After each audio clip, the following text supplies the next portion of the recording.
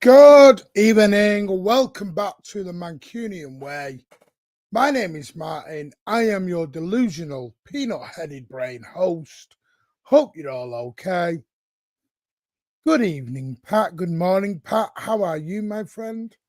Not too bad, mate. Just disappointed I didn't get the memo about dressing like Danny Zuko today.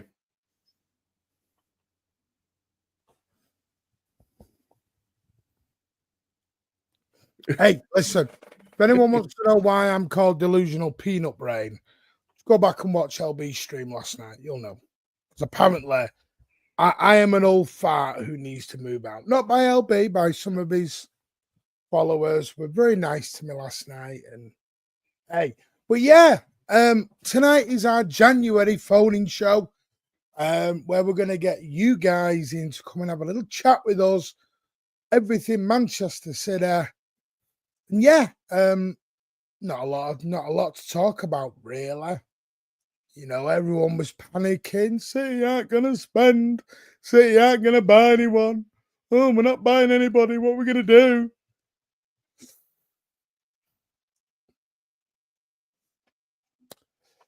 Patience is the key to this little game. Patience, patience, patience. As my grand old mother told me once, be patient and good things come to those who wait. And my phone buzzes off. But let's say some hellos before we get into the big news of the evening. Mingy Wong, hello. How are you, mate? Wait, it might come up during the song intro. What, mate?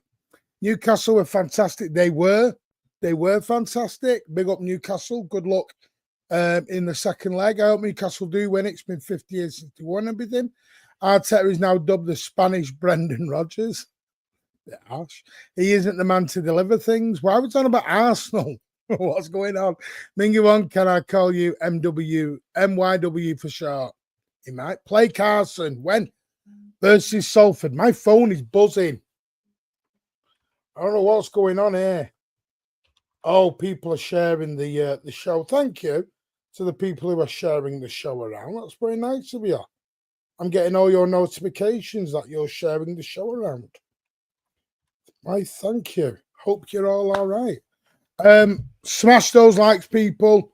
City Luke CB, the legend that is Luke. We are on the road to the Mancunian way. Yes, less than 200 now. Hopefully get there by weekend. Fingers crossed.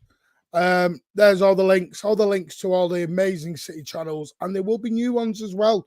I'm not going to give anything away, but there are new channels coming. People are asking for some advice. which is always nice. I will only give you some advice as best I can. It's your channels. You do as you want. Hey up, Benny. Dash is with us. Hello, hello. Oscar Bob back in training. Who told you January? Oscar Bob. Had my face. According to other fans, we aren't going to sign anyone on the board. We're clueless. Hey, I'll go into that in a bit, Dash, because I've heard something else today. Why aren't we buying superstars? This board can't win anymore. Hello, Connor. How are you, mate? Yeah, say hello to each other as well, because that really does help. Say hello to each other. We are a family. We are a community. Martin breaking sources suggest move to Manchester is virtually guaranteed. We will talk about it, I promise you. Fabrizio and David Ornstein have dropped their bombaxers.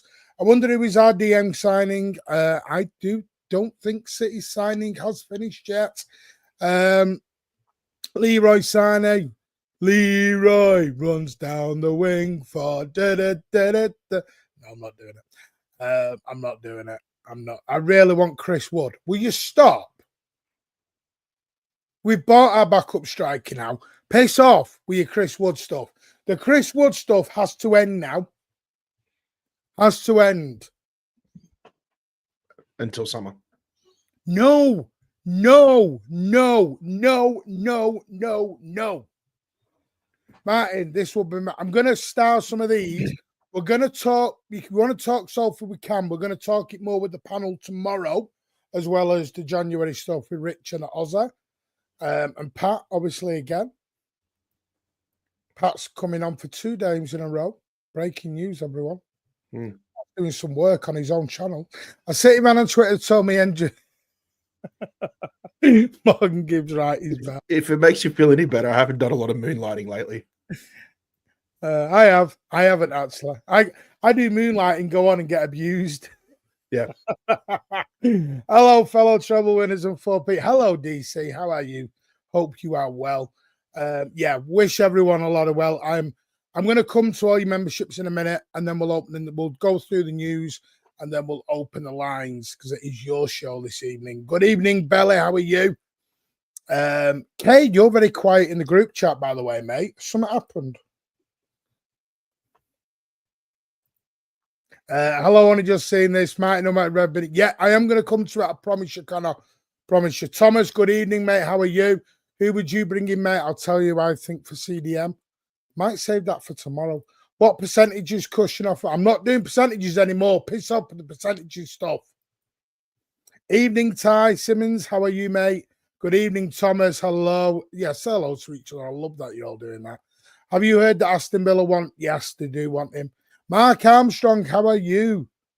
It will come, mate. It will come. Just maybe that deal takes a bit longer than others. Don't worry.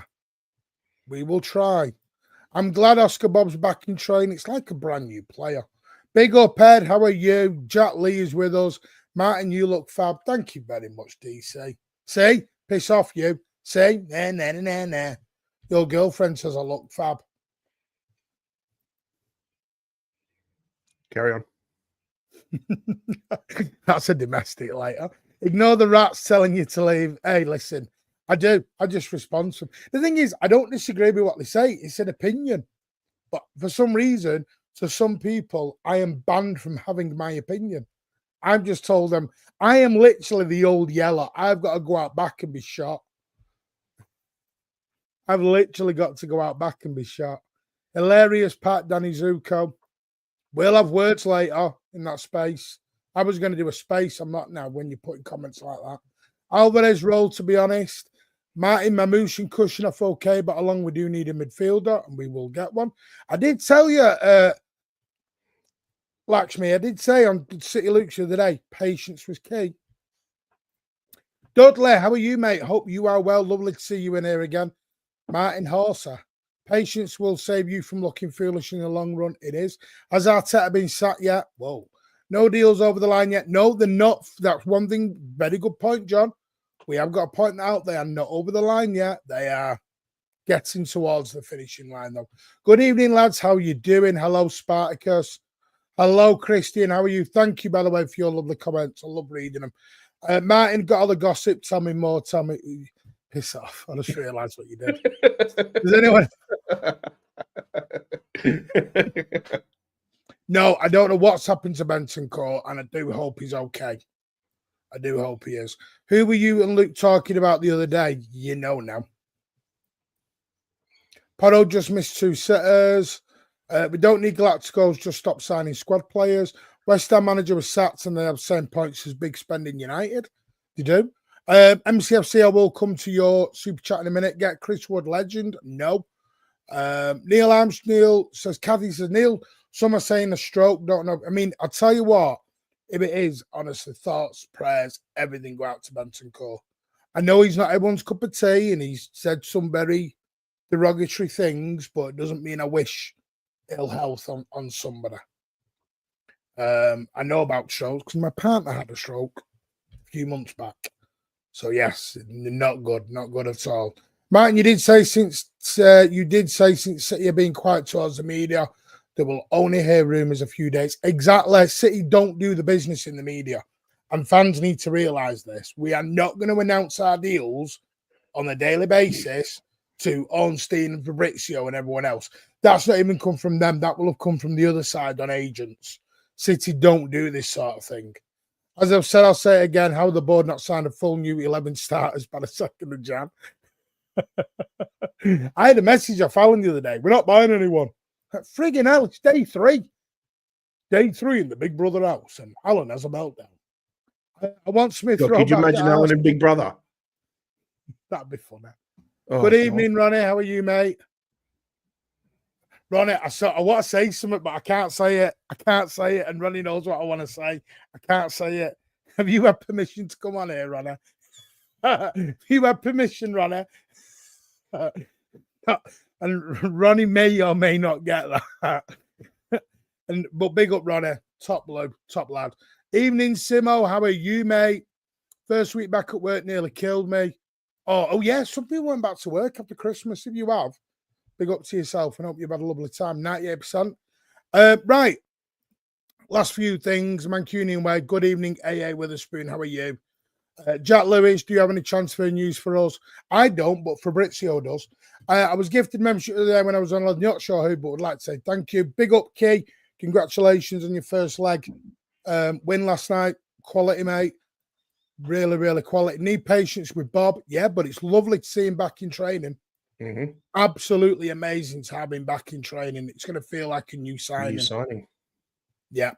Rose, how are you? As Veta says, big up. Big up, Rose. How's it going, Jack Lee? Don't worry, Martin will be taking. Martin about saying 99.1% done. Piss off, Dash. Don't do that. Tom, imagine Savinio and Marmouche balling out. Luke, how are you, mate? Hope you're both well. Yeah, like I said, we're going to open the lines in about 5 minutes and we'll get everybody in because it's your channel. Martin now saying Marmouche and this Uzbekistan lad excite me. We'll get Pat's thoughts in a minute. Anyway, right, I'm going to do this. I'm 2 years older. I do as I like.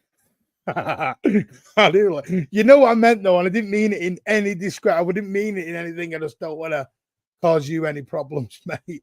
Breaking Menticore is conscious on his way. Right, well, that's brilliant, Dash. Thank you for that update, mate. Thank you. The terrorists calling Mamouche the new Antner. Of course they would. Mamouche will be shit now to all the rivals who wanted him last week. Right, I'm just going to double check. Right, here we go. Bella has renewed for a 20th month. Thank you so much, mate. You are a superstar. Really do appreciate that. And then Thomas has renewed for a 4th month. Thank you so much. SOS, the legend that is SOS, is always here. Thank you, mate, for renewing for the 20th month. And then MCFC has doubled down. I'm throwing in his usual super chat. Thank you so much, mate. Appreciate that. Big up, Martin. We mean business this month. Are you still optimistic regarding Edison? I'm optimistic regarding a CDM. Who that is, I do not know. I know there is targets. I do not know who they are. I've just been told it could be Italian, Brazilian. But that could mean Douglas Luiz because he's an Italian, Brazilian. Edison is in Italy and he's Brazilian. So it could mean either of them. As I said, we will know when we know. And then Danny has jumped in with the big old 10 gifted memberships. Thank you so much, mate. You have earned yourself a co-host later on the space. But as always, you made somebody very, very happy. More than you believe. More than you believe, I'm happy.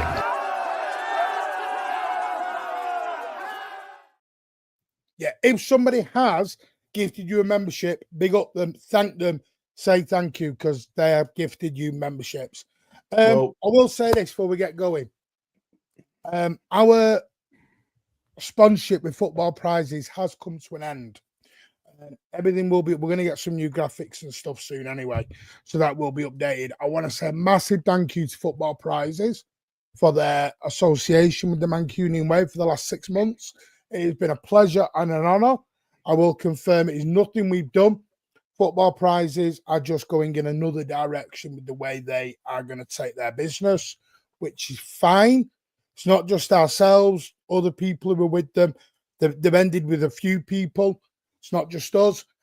So if you, and I'm talking to any businesses, want to reach out and get your name up in lights on the sponsorship of Mancunian Way, hit us up in our emails, mancunianway1894@gmail.com, or on our Twitter or Instagram, and we will get back to you. And we will be very, very interested in moving a brand new partnership forward. It may not be the end with Football Prizes. We may get back to them one day, but I want to say big up to them for doing that. Dash has then come in and gifted another 5 channel memberships. You lot are on fire tonight. And again, More than you believe. More than you believe, I'm happy.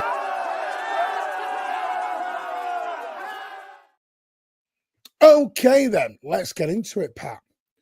So the news has dropped that Manchester City are advancing forward. Evening, Lenny. How are you? Hope you're well, mate. Have advanced forward with their deals for Uzbekistan centre-back Kushinov, and that is how he will be referred to now, because I'm not going to say his full name, in a deal with RC Lens from League One side in France. 20-year-old centre-back, has only made just under 30 appearances, but they have also advanced forward with Mamouche, Eintracht Frankfurt's versatile forward, we shall call him from here on in. The Egyptian who likes to wear a mask when he scores goals, who has been on fire for Eintracht Frankfurt this season. We are advancing with that. I still do not know whether it will be January. We hope it will be. We are still, things are advancing. But Pat, City advancing, I mean, the biggest shock for me is we're doing 2 deals at once. That's the biggest shock I've got here. doesn't the fact that we've only got 31 days to do it sort of force our hand, mate? I know, but City can't do 2 things at once. They can't multitask. You know that. When the City multitask, I can if they stay. I believe it if they stay quiet and just get business done, which it seems like they have. You know, when you think about it, the fact that they're being so quiet about it just basically says the silence has been deafening. Because again, you come back to everybody just being patient about it, and then all of a sudden, bang, it just hits us, you know. And before we know it, you know, LB will be doing 5-hour streams on Flight Tracker, watching private jets coming into Manchester Airport. So, you know how it all works, mate. Yeah. So, are you going to join that again? No, I've never joined one of his flight trackers. I thought you did with Hugh last time. No. I'll do it myself, but he's forward. Yeah. He's landed. Yeah, we're gonna have another takeover. Well, it's okay for me because I can claim that app, the cost of that app on tax time every year because we do use them at work. But yeah, So now look, it's very, very promising that we're doing business, and you know there might be a few impatient people out there saying, "Well, why is it taking 9 days?" It's like, well, let's be honest, not really. The clubs don't really, just kick off the new year for business until at least the dust has settled for the new year celebrations. You know, we're playing games every 3 days as well too. So I think it helps as well the fact that we're only playing every 7 days as well too right now. Yeah, I mean, that doesn't make it easier on previous January windows either, because usually that was an absolute peak time of the year that we'd be playing football as well. But yeah, you know, the first major signings were made in the January transfer window since 2018 when Laporte came in. Some people might think it's long overdue, but the success on the pitch has proved that we haven't necessarily needed to, you know, dip our toe in the water in the January market. So, given, you know, unfortunate circumstances, it's forced our hand. I think it's forced the summer transfer window to an extent to come forward 6 months. But yeah, it's good to see that the club's moving forward with potential multiple signings. And yeah, I don't think we're quite done yet. You know, I think there might be a few things that may not necessarily fall into our lap, but we might get some favourable circumstances between now and the 1st of February in terms of getting anybody through the door. Yeah. Big up, by the way, DC, for your $19.99. Thank you so much. Really do appreciate that. Your generosity is never expected, but is appreciated more than you realise, more than you believe. I love this channel, and we love you more than you believe as well. We are a true family, and that's what I will always say. What I will do is I will just give you the rundown on what Ornstein has said in his latest thing with the Athletic. City are working on deals to sign Omar Mamouche and Abdul Qadir. Right, go on, say it, Pat. I'm not doing it. You'll shout at me. Cushion off this month. Let me just Abdul Qadir Kushinoff. Since there are no agreements in place at the current moment, but discussions are advancing as City intensify their efforts to recruit both. Egyptian international Mamouche, 25, has enjoyed a breakout season for Eintracht Frankfurt, scoring 13 goals in 15 Bundesliga appearances, as well as a number of assists as well. Kushinoff, the 20-year-old Alon's centre-back, has attracted interest from Newcastle, Tottenham, and I believe Liverpool as well. Mamouche joined Frankfurt from Wolfsburg in 2023, made 24 appearances in all comps, providing 18 goals and 12 assists, so he's already on 30 GNA already. He made his senior Egyptian debut in 2021. He's been capped 35 times for the Egyptians. City have suffered a number of defensive injuries this season. Kushinoff was joined lands from Belarusian and Energetic BGU Minsk in the summer of 2023. In his first season, the Uzbekistan international made 16 appearances in all comps for Lons, including that Champions League appearance off the bench at the Emirates. However, the campaign Kushinoff established himself as a mainstay in the French league in the starting 11, missing just 2 games of the 18 due to suspension. Now, where are you at with this? Because obviously, are you happy with Mamouche being? Because I don't think he's going to be the backup forward. Oh, sorry, no. I think he will be, but I don't think he'll be used as a backup forward. I think he'll still play.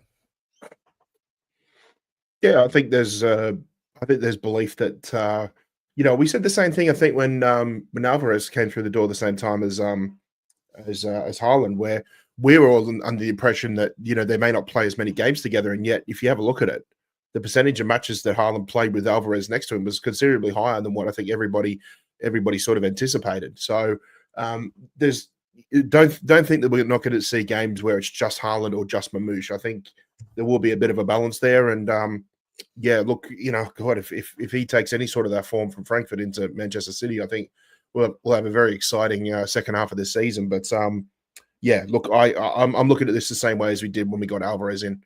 Don't think it's going to be one or the other. I think Pep's going to utilize them both. And yeah, if like I said, if we get even just a shadow of that form he had at Frankfurt, I think Haaland could absolutely feast. So could Mamouche as well. But yeah, I'm excited for it. I have seen this tonight, by the way. And just to give you a 2-minute warning, we're going to open the lines. MJG window cleaning, as always here. We're able to do business. Is that a positive spin on the concluded case? Now, Stefan Bordston has been on TalkSport in the last 24 to 48 hours, talking about how he's heard little things. He understands why City are positive on the 115 case or the 129 case or the 130 or whatever you want to call it. And he said if City do go spending heavily in January, it will back up what he's heard. Now, surely Mamouche, she's not stupid enough. Because the other thing I did was listen to Sam Lay. There is going to be no release clauses or any kind of relegation clauses, any of these contracts that are going out. So if Mamouche and Kushinov sign, they're signing on the belief we are innocent. So there's no get out if we end up in League One. It's it is very reassuring, I think. I think City have, been so adamant about their innocence in this whole thing, and I think they're proving it by what they're doing off the pitch. So, yeah, I think this does gives a bit of confidence. I still think we're going to get the slap on the wrist for the non-compliance. The more and more I think about it, the more and more I think about this, and the way that sort of outside parties outside of the club and rival media and things like that have just been acting. It just gets that sense of rinse and repeat with CAS and UEFA. The longer it lingers on, the more I just feel like it's going to be. It's just that way. Yes, I have heard about the Lazio Ravella links. I'm not sure where we are with that. We are gonna talk about CDM as well. More tomorrow as well. We can talk about it tonight. Still looking at Egypt says Pep can complete his new pyramid formation. Oh, that's a GT. You a dad? That's a dad joke. Come on. Any good six would really work, says Alex. I know who I want. Where do you at? I mean, Mamouche can play left, right, middle, just as the second striker, I suppose, as well. So I think he can also play with Haaland. Now, I like Savio on the left. I think it's his natural position. I think you might see a Mamouche maybe off the right. Because one thing it does tell me, I do think, sadly, for whatever reason, I do think Jack Grealish's days will be numbered come the summer, sadly, with this. The interesting one is the James McAtee one on this. Is where does McAtee see himself with this signing? Does it have no effect whatsoever for you? It's hard to tell because we were optimistic about McAtee at the start of the season, even before we had any sort of signings come through the door, and he just didn't get the game time to back it up. So McAtee's a tough one, and the more I think about it, it's just the more and more we go through the season with the lack of game time he gets, the more and more I think he's just going to be out the door. And I don't want that to happen, but again, we got to trust what Pep sees, and if he sees something that kind of goes against our sort of favoritism towards James McAtee, because we all put him in such high regard. We've seen what he did at the academy, and I think that that fondness we had for him because he was so good in the academy, we thought we could roll over the first team. But it just shows how many come through the door at the academy and will go out and have good careers, but they're just not good enough for Pep's Manchester City, I'm afraid. So yeah, the longer it goes, the more and more I'm sort of resigned to the fact that I think McAtee's out the door, and I feel bad, but if it means a better career for him than just sitting on the bench at 22 years of age, then I'm quite okay with it. I do hope we have some sort of a buyback, because I'd love to see the opportunity for him to flourish somewhere else, preferably somewhere in continental Europe, because I don't like the idea of him going to another Premier League club. Yeah, it's a good point. Like the stream, everyone, let's get to the obligatory 115. Like we said, no effect in McAtee, because I think we need a big squad. I think McAtee would be more about his playing time. Don't think he's going to be happy just sat. I think for 6 months till May, I think he might get away with a 15-20 minute cameo some games with him. I think he's happy with that. My thing is, where does he go next season? When you buy for example, a Bayana, or you buy a Musiala, I'm not saying you will, but say you will get Musiala or whatever, is where does McAtee go? That's the question I'm asking. I'm not saying I want to sell McAtee, not saying I want to get rid of McAtee.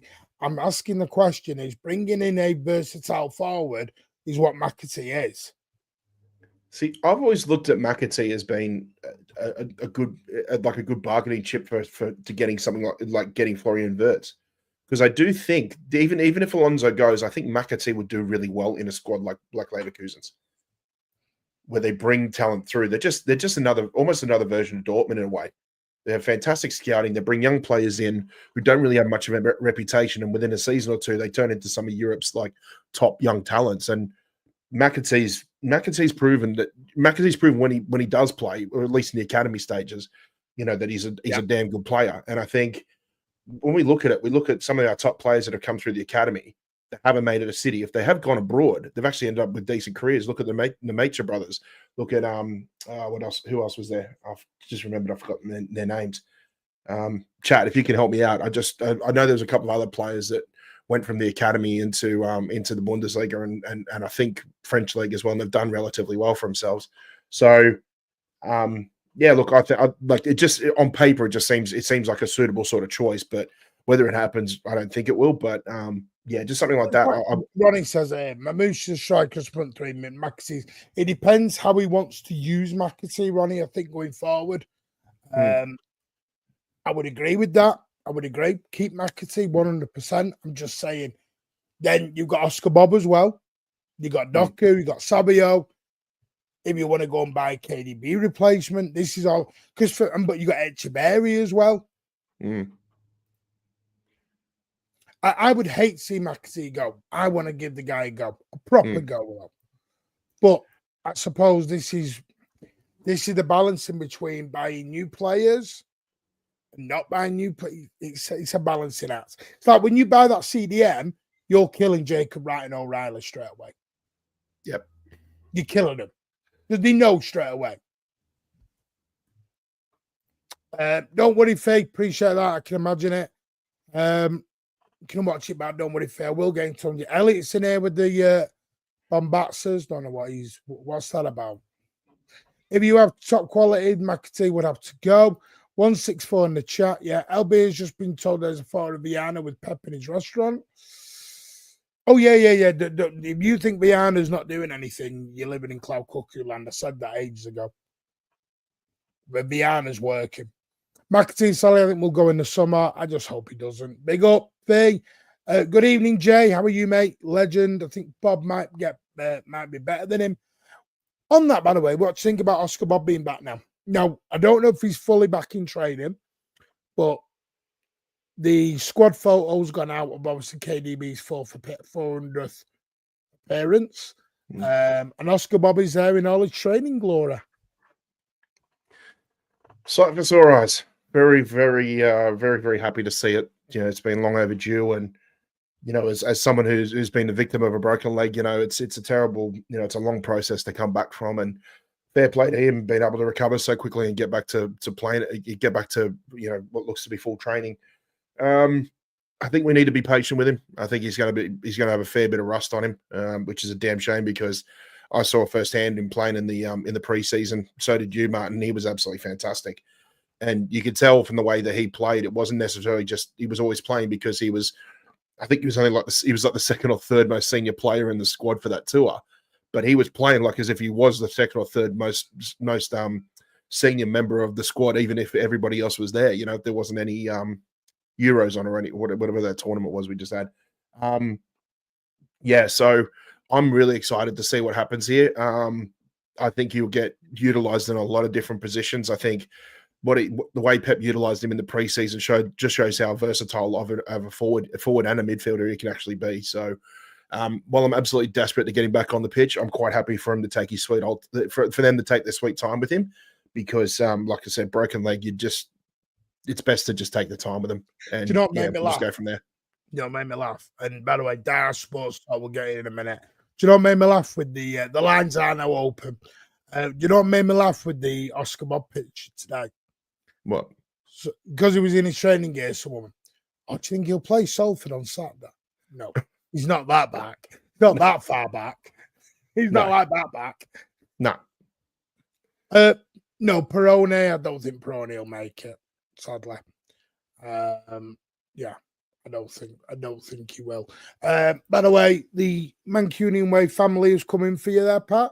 Nemecha, Frimpong, Felix Nemecha, Sancho, Gittins. There you go. Just to name Thank you.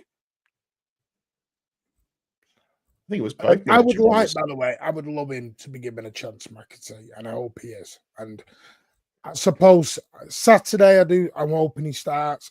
We'll talk about Saturday more tomorrow night because I don't think it's going to be as. What's the word? I don't think the team is going to be as cut and dry.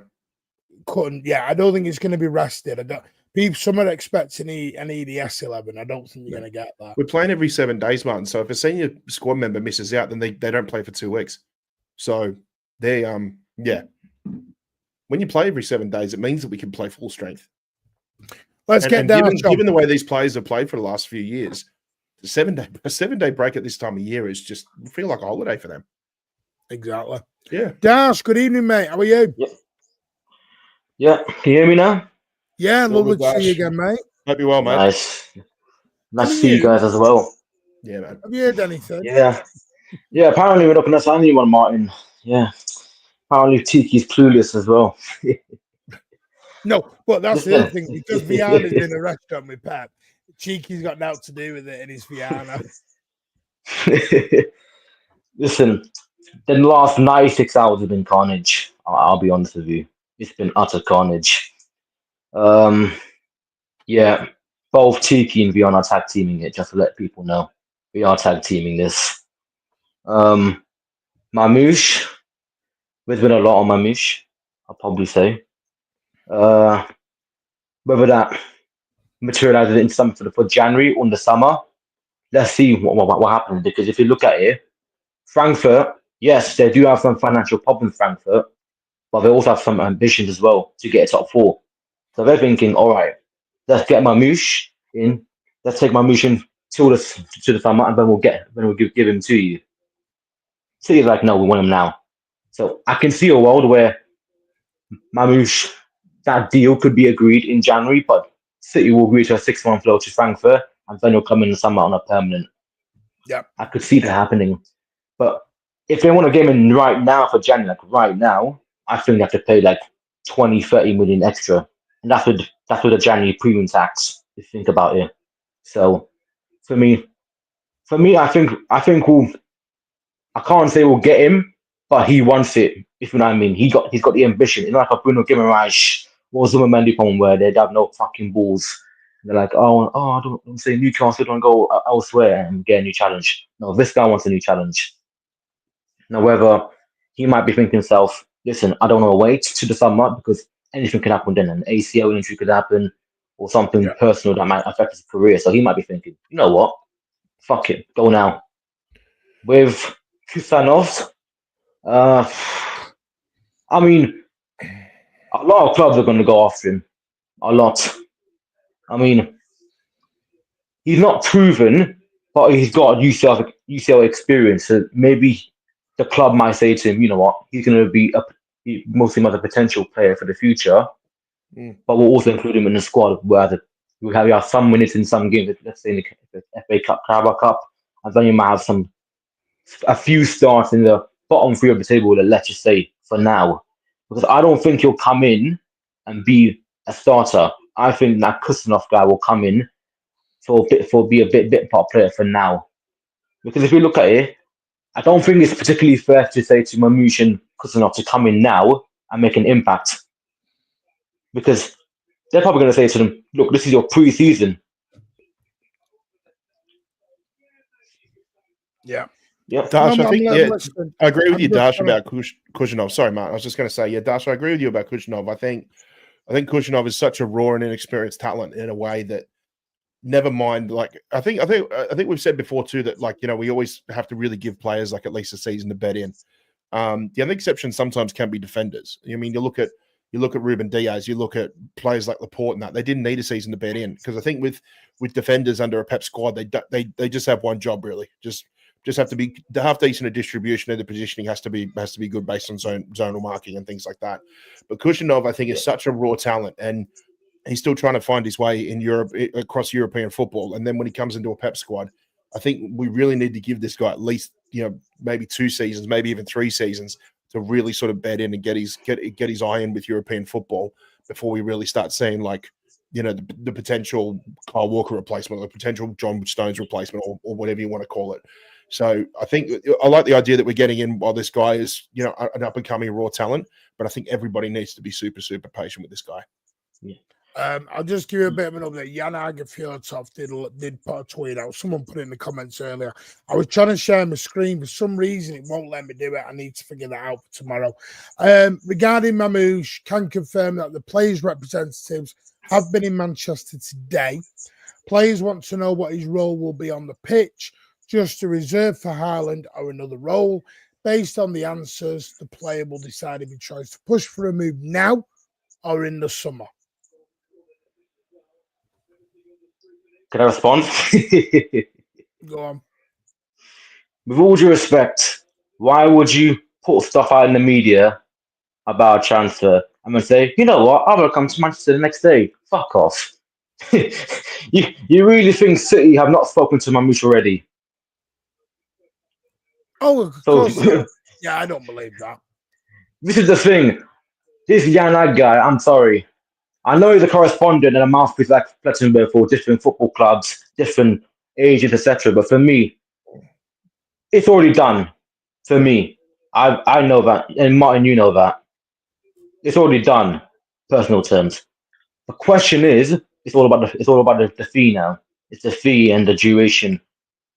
That's for me the most important things. Because if you don't get me wrong, I do think he will have asked the question of where do I sit moving forward. Of course, he will. Yeah. Of course, I do think he will. I think he'd be stupid if he's not going to ask that question. Yeah. I mean, of course, it's going to depend on where you're going to go. You compare the 10 from what I've heard, not from what I saw on the pitch, because I haven't seen him play. I'm very honest with you. Same with Kushner. No one's seen him unless you watch a lot of La Liga. But from what I've seen from Sky reports, he can play the left winger, second striker, even a centre forward. He can go in the 10. I've heard in the right pocket he can go to. I don't know about right wing. That's a big question for me. Can he be a right winger? So it's going to be overall Pep develop him as one. Because right now, Savio is on big form. He's on the time of his, well, not of his life, but he's slowly creeping up into Girona form. And would that be a bad sign to say, no, I'm going to rotate you back to right wing and to put Mamouche at left wing? You know what I mean? To facilitate him. I don't think that's the best idea. Because Haaland and Savio got that connection now. And I'm liking that connection. Because they're both telepathic, whereas Doku's just up and down, once runs in behind, which both players target towards. So it's going to be very interesting how Mamouche is played. I think Mamouche will come in and he'll be sold. I think he'll be sold the project of, for the first 6 months, here's what we're going to do. Now, it can be very hard to get into the City squad. However, we're going to play you in some games in the 10 when KDB needs a rest, or Foden's still got problems in his personal life. We might play on the right a few games, go on in centre forward when Erling needs a rest. And if Savio picks up another knock, which he had a little recurrent injury on the tibia, I believe, we'll put you there as well. So I think he's going to use the 6 months as a learning process for his development. And in the summer, that's when I think that Club World Cup will be used then for Mamouche should be like, you know what, screw it, show me where you got now. No, I agree with that. And I think it is something we'll have to just wait and see on. I could understand the questions. I've always said I think that was the problem with Zubimendi. I think Zubimendi was the question of what happens when Rodri's back. Because the thing is, Zubimendi is back up to Rodri for Spain. He doesn't then want to be his backup at his club. When Zubimendi can go, this is the problem when you have the world superstar in that position. Very hard to then go and get the backup. Now Mamouche, if he wants to play as a striker, now the other thing is, as Steve talked about an LB show about 3 weeks ago, is does Pep change his tactics and go 2 up front? We're not privy to any of them conversations that have happened today between his reps and City. But for his reps to be in Manchester today, that is telling me he wants the deal. Now, I heard the personal terms had got agreed 2 weeks ago. It was now we're going to be going into the fee situation. The player wants to come. His reps would not be in Manchester otherwise. So he's willing to turn his back on Eintracht Frankfurt. Now we're just in a situation where it may be 50, 60 million. But whereas we think 50 million's probably not a lot of money, to an Eintracht Frankfurt, 50 million may be a lot of money. You know, I don't get that, Martin. I really don't get that because Colin Mawani, around 90 million euros, even more than that. I think Andre Silva was similar to that as well. Why would they give 50 million for Mamouche? That for me doesn't make sense, especially he's got a stat of where he has 24 games and 32 goal contributions, I think. Someone in the chat can tell me that. That's fucking ballistic numbers in January. Especially in January. No one gets that unless you're a big proof on a form of your life. So why would they want 50 million? I just don't get it. I think they want more than that. 70 million at least. Well, I'm telling you now, their record, Colin Mawani was 95 million euros. Luka Jovic is 63 million euros. So, and people said they wouldn't sell Mawani, they wouldn't sell Jovic. They did. Oh, of course. 50 million is around about what? 62 million euros? 63 million euros? They will sell it. That's a lot of money for them. Colin Mawani was just, I think PSG offers a stupid amount of money. You know, I think it's more on wages as well. Yeah. I don't think City are going to be like, we're going to bring for 6 months here to be a player that's not on our long-term plans. I think they're looking at Mamouche saying you're going to be the long-term future. And they're probably going to attack the Egypt market as well. Think about it. We lost Riyad Mahrez. We got a huge Islamic following, not to be discriminative. They're thinking of, all right, let's go attack the continent of North Africa, especially Egypt, where Salah's obviously going to be at the end of his career, and there might be new Egyptians that have seen City versus Liverpool, and that rivalry in particular, and then that will attract more fans from Egypt to be City supporters. If a bit of that logic, if that makes sense. I think they're looking at it from a. You got to think about the AFCON as well too, because every 2-3 years he's going to be off in January, so that's going to be. No, I don't think Dash is talking about us as fans. He's talking about why would Frankfurt sell. I think that's what he's talking about. Anyway, that's the other thing too. Sorry, guys, I was going to say the other thing too. Eintracht Frankfurt with 50, 60 million, whatever you want to call it. That's not only is that big money for them too, but you got to look at, I think, Eintracht Frankfurt, especially the Bundesliga, fall in that category of like Leverkusen and Dortmund, where they just have fantastic recruiting and fantastic scouting, where you just think in your mind, you're like, okay, well, they've just sent Mamouche out the door to us for 50, 60 million. You know, in a season or two, they'll have a Mamouche replacement who'll be just as good and probably worth just as much anyway. They're just a factory of just churning out just absolute, young stars coming through. And that's I think that's part of the reason why I actually enjoy the Bundesliga, because sometimes you will see the future of your European football unfolding 5 years before it occurs in any of the big clubs. Yeah, I mean, to be fair to you, I'm just baffled by the price tag, to be fair to you, because I'll be honest, we're used to seeing City be given mad prices like 80 million, 90 million. That's just me. Listen, I'm taking my 50 million all day, but for me, it's just baffling that he's worth 50 million because we get taxed. 60 million euros, 70 million. 70 million euros is exactly. Yeah. Oh, you had a question, Martin. Yeah, sorry. I'm just going to do these, then we'll come on. So I want to ask you about Kushinoff. Thank you, about your dick off for you for an 8th month. Really do appreciate that, mate. Your kindness and your support is very, very appreciated. Thank you. And Benny, thank you for the super chat. Money for a great cause. Thank you so much, mate. Really do appreciate that. Your support is very much appreciated. Where you at with Kushinoff? What do you think? Because someone has asked, Connor has asked, where is it? Okay, question. He basically asked, is he coming in as a starter or a backup? What do you think? If he comes in, these are all if buts and maybes. I mean, nothing is signed, sealed, and delivered. Yeah, that's the most important one. Nothing's signed 100%. Yeah, but if we were to get him in, for now, I'll probably see him as a backup option.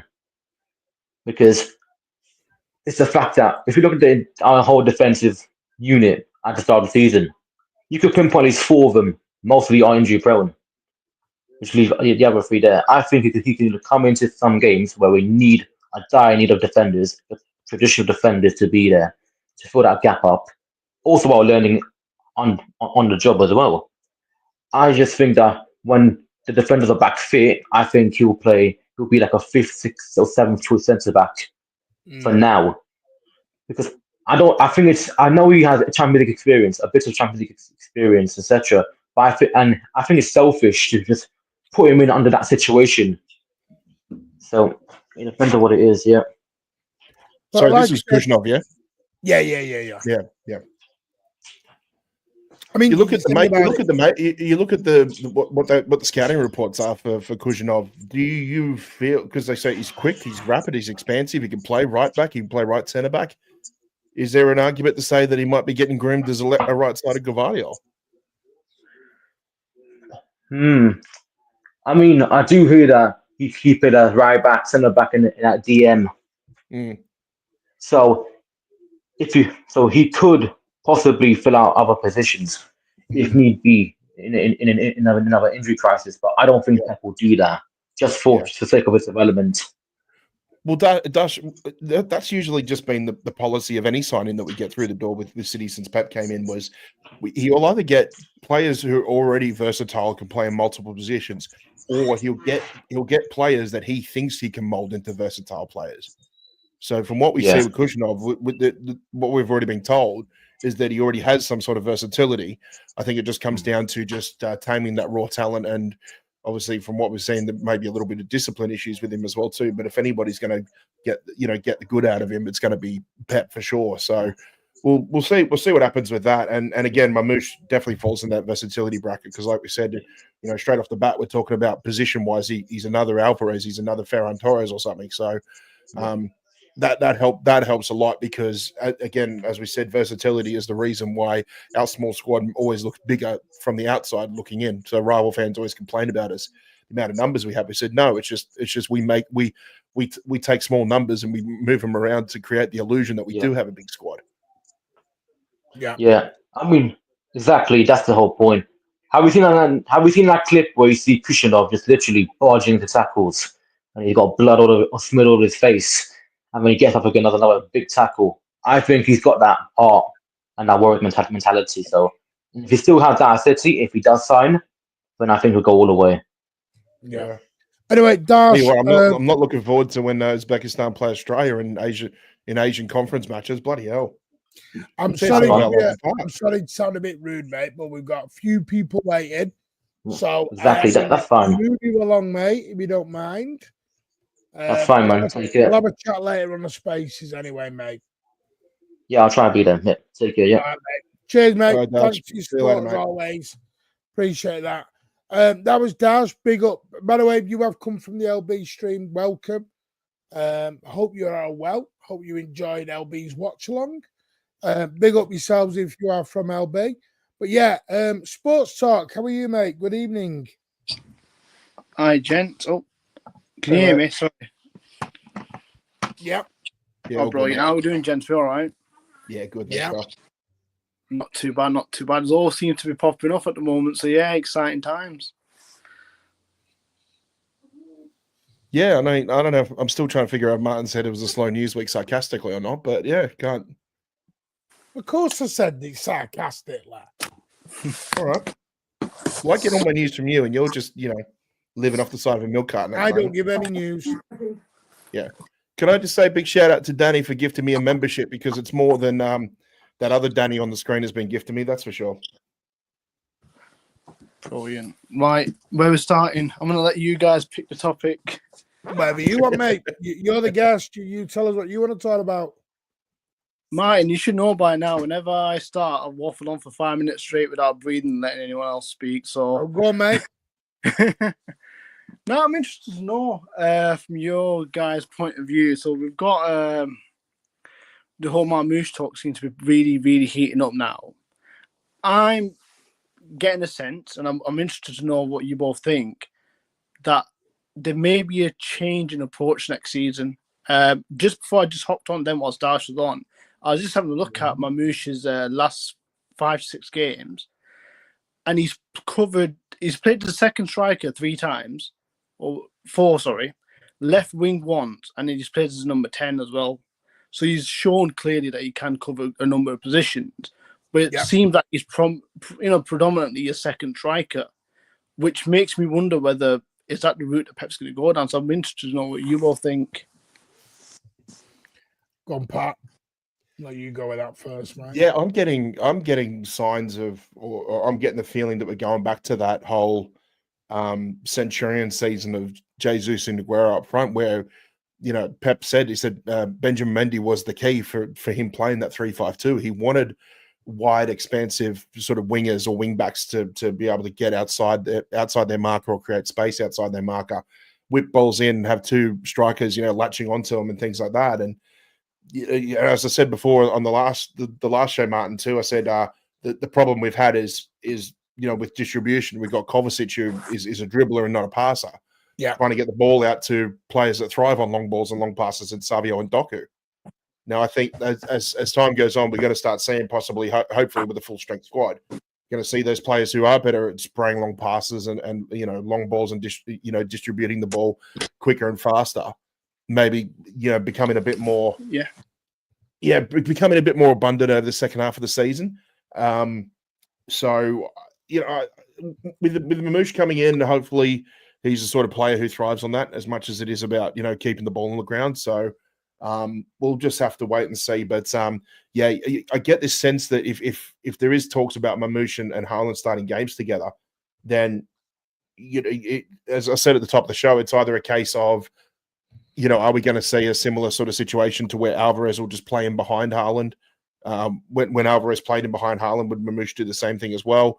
I'll go back to when Aguero was fit, he would play occasional game, 1 or 2 games with Ferran Torres behind him as well, because again, Ferran had that versatility to play across the entire front 3 as well. So we'll wait and see. But I think Lecco Falls agrees with you. He's going back to 2018, say Savio, Bob, Mamouche, Haaland, make run, bringing it back post. Yeah, I think so. When you look at the pieces we're now putting up in attack, it's not as much like beating other teams on the ground. We're going into speedy tempo. We've been a bit more rapid now with the tempo and pace of play, and less passing and putting more pressure on defense and things like that, and trying to outflank your marker or outpace them or basically always trying to find more width and just expanding the pitch a bit more. So if things go the way they want to, I think everybody gets excited when we start talking about, we're going to go back to the Centurion style of play. But what we might actually see is even more expansive football than what we did in the Centurions. Because again, it's for me, like when I look at Centurions, it was 4-3-3 with Sane and Sterling on either side of Aguero. They didn't necessarily play as wingers; they played as like expansive forwards. To me, if that's a better definition. But now we're talking about possibly speedy wingbacks or speedy wingers, filtering balls through to Mamouche and or Haaland, and it has the potential of being some very exciting football over the next couple of seasons. And I think these next 6 months may be sort of the precursor to what we see for the next 2 seasons under Pep, and maybe even more than 2 years. So we'll just have to wait and see. But I think we'll see some very exciting football in the next couple of years. Echo, what do you mean by this? You saying sell Haaland? Because I personally, I think what Patty's saying and Sports Talk is actually spot on. I think we are going to go back to this quick, and I think you've seen it in the last 2 games. I have said this for 2 weeks. So right, no, he's explained. No, I get what you mean now. Yeah, build around him. Right, I understand what you mean, mate. What? Because I said this. I think I said it on LB's last week, or even yesterday, and I said it on ours last week. I think it's no coincidence. The last 2 games, we've given up possession more for a quicker tempo in attack, which has actually brought better out of Erling Haaland. I think Haaland doesn't suit this slow 25 pass in the middle build-up. Haaland needs that ball in behind at pace and power. He needs it quick. Because if you sit there doing this 25-yard passing in the middle, what you've done is you've allowed 3 or 4 defenders to take up the space of Haaland, take up the space of your wide men, and then we can't move because we've moved the ball sideways for 20 minutes. It's slow. As a good mate of mine has said for months and months and months, we work better with a quicker tempo. Can I just come in there and also say, I don't think Haaland's the only one that benefits from this fast pace. I also think when you look back at Foden's best games and moments, he's somebody that thrives off when there's quick movement around him, like others bursting, making those runs, or when there's a break on. He's always been fantastic at that. So he's another one that thrives on the faster football. Again, same as Savio, we're seeing it where they thrive when things are happening quicker. I appreciate that over the years we have played a slower tempo. That might suit the Gundigans and that may suit the Kovacic's of the world, but they're not long-term. They're not our long-term players. The long-term players are like... No, I agree with you. So we have to work around the ones that are going to be there for longer. So, yeah. Here's a good question, and I'll use a hypothetical then for that reason. Big word. Do you think if you could have put Haaland in that Centurion squad, do you think he probably would have improved that squad even more than what Aguero did? Yes, someone. Actually, Martin, I'll let you go in first. Actually, go on. Like, do you think he would have been better suited to that Centurion squad? Because again, the killer for oppositions was the tempo, the tempo in which we played, and the fact that it didn't just come from one source; it came from multiple. Yeah, probably. It just meant that front three could score at any time. But when you've got an even more rapid goal scorer, I see it, in and I Haaland, agree with it. Yeah. Because I think we worked in that season because we had Sane, we had Sane, we had KDB, and we had Sterling, David Silva. Yeah, David Silva. It was all about potency and quickness and that killer ball, which Aguero was very good at. I think Gabriel Jesus works better when the ball's played with tempo behind him. Yeah. I think Arsenal play too slow for Gabba. Mm-hmm. I think when we changed and we went to the slow pep ball was to win the Champions League. Perhaps. Because the problem is the way you win the Premier League is not the same way you win the Champions League. That's two different things. Totally two different things. You cannot win the Champions League playing basketball, football. It doesn't work. You've got to be tactically switched on in the Champions League. Yeah, because it's 2 legs. You have to manage the game of half. You've got to manage it through, defend it well. Yeah, especially when winning the Champions League is based on picking your moments, not dominating 180 minutes. Absolutely. That's why Real Madrid have been so good, because they could be the worst team on the field for 180 minutes. But they picked 4 critical moments to make sure they win that. Thank you for your feedback, by the way. But why are we deluded? Yes, he is in Manchester. He's been having a meal with Pep. He is in Manchester. I did say weeks ago he was working. Yeah. But sports talk. Anything else you want to add before we jump on to the next person, mate? Yeah, sure. Just on the back of what Pat said just a moment ago, when he was asking the question of Haaland and Aguero, I've always been a believer that Aguero's a better technical player. Like, he's a phenomenal player. Yeah. But if we're talking stats, if we're talking goals, Haaland would have thrived a lot more purely because of fitness. Because Aguero was out far too much. I mean, and as much as we love him, he was out injured quite a fair bit. So that's probably my reason for why I think Haaland would have thrived a lot more. But have we got anything else scheduled for this week in terms of like any further content or any other chat set up? Yeah, we're doing a space tonight. Then we're doing our Thursday night chat tomorrow with me, Ozzy, Rich, and the gang.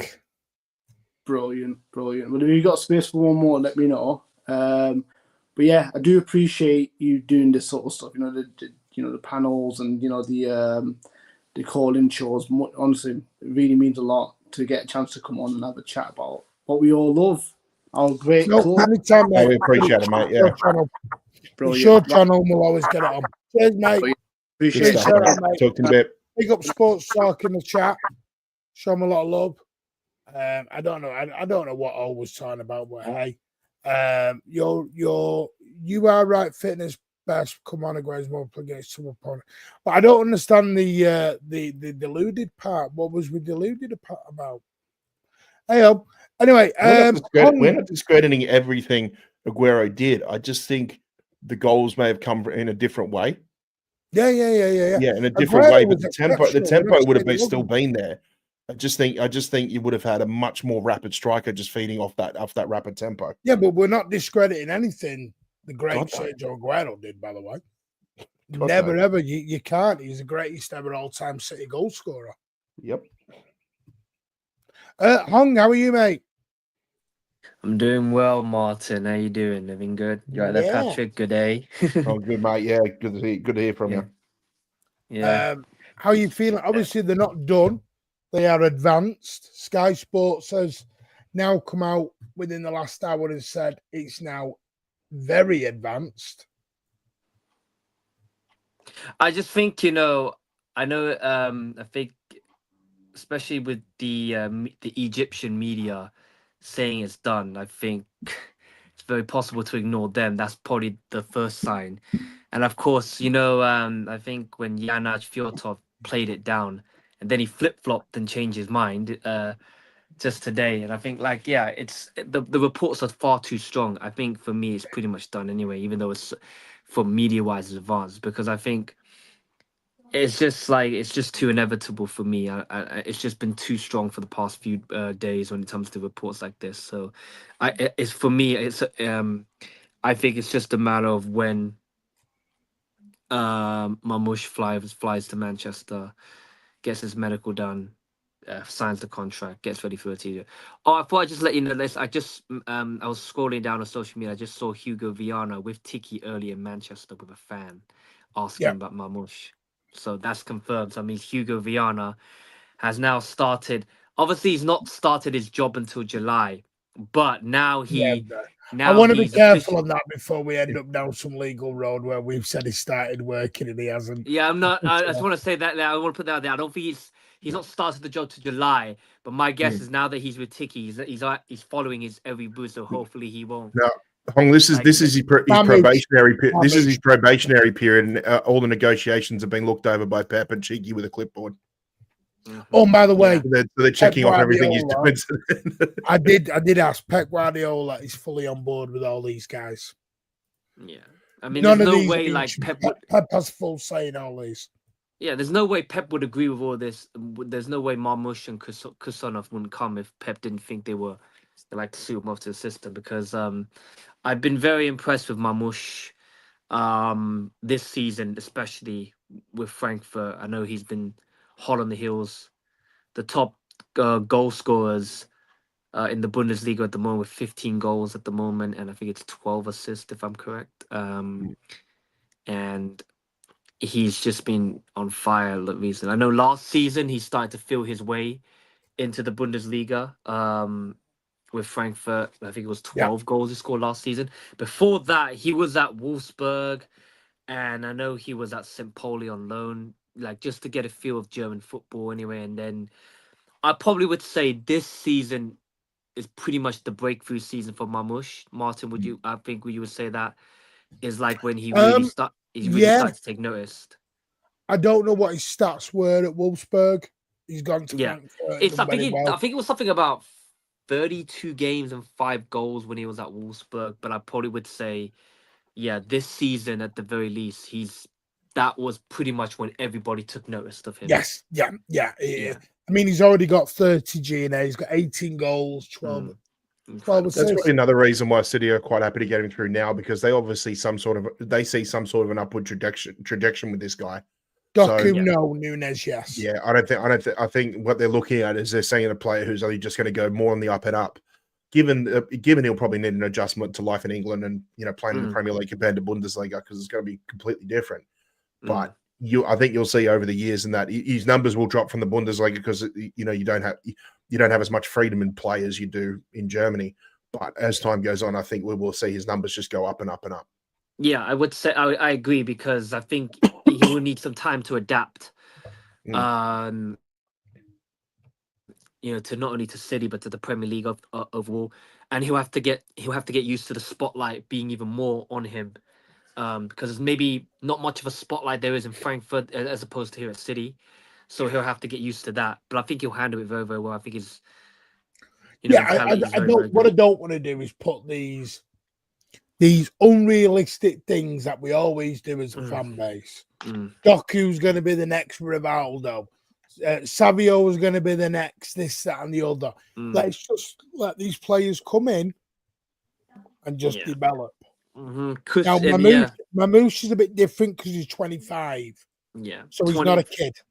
Yeah. He's pretty much established now. Well, like I would probably would say. Kushinov, very different. That is a young player. A raw, hungry player who has got the best analogy I've seen over Kushinov was a mixture between Laporte and Otamendi. Whereas he's like a bulldozer of Otamendi, which will make Alan probably cringe when he hears the word Otamendi. But he's also got the ball passing ability of a Laporte. But I've heard he's got the pace. I've heard he's got the pace of a Van de Ven as well. He's an old-fashioned. He's a defender which Pep wouldn't actually normally touch. I would probably say. I would say he's probably not. He's not really a Pep defender. He's a bit old-fashioned, as in he's going to go in and. I mean, he's played 13 games this season. He's already had a red card. The guy's not adverse to sticking his foot in. And he got suspended. He was suspended against Toulouse on Sunday. Yeah, because he got well, straight red. He got straight red. He's not adverse to it. Yeah, I think the last game I watched him up close was against PSG when they won on penalties in the Coupe de Ligue, which is basically the French version of the FA Cup. So he was very good and he was man of the match. He definitely locked down Gonçalo Ramos, who's Portugal's best striker.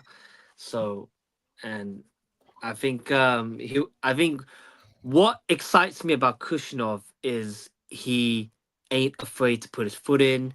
He loves a physical battle. I think he loves to engage in tackles. That's what I like about him. He's got the physical body to play in the Premier League. I think he's pretty much calm, composed. Well, of course, he'll be like, if I'm correct, if it all goes ahead, I think it will, in my opinion. Kusanov will be the first Uzbekistan player to ever play for City, if I'm correct. Probably the first Uzbekistan player to ever play in the Premier League, as well for City. He's already made appearances in the Champions League already with Lens last season. And so he's only one of two Uzbekistan players to ever played in the tournament. The first one was Shaksik when he played it with Dinamo Kiev. That was back in the old school days. So I've been following. I only started. I would say I watched him when he came on as a substitute against Arsenal when they lost 6-0. When they lost 6-0 to them. But I thought he was very good when he came on against them. And the only time I saw him was against PSG. So I only watched 2 games of him. So if I told you I watch Kusanov regularly, I don't. But I paid more. But then I started to pay more attention to him a little bit more. I think probably after the Arsenal match, and obviously when I watched him against PSG. So that's when I fully took notice of him more. So, of course, this signing does make sense, Maito, because we've had so many injuries, especially in the centre defensive area, with Diaz being out, Akanji being out, Stones being out, and Ake being out. It's just not help. It's not helping, and of course, Pep has not had a settled back line. Maybe that's probably part of the reasons why our form has been recently dipping a lot. It's not just Rodri's absence. Yeah, that does play a part, but I probably would say the dipping of form of the dipping of injuries in centre defence, and also the lack of output from the wings has probably played a reason. Because if you look at the gap between Haaland and Foden, and when it comes to goals scored, it's just night and day. So I think that has to be improved on as well for me.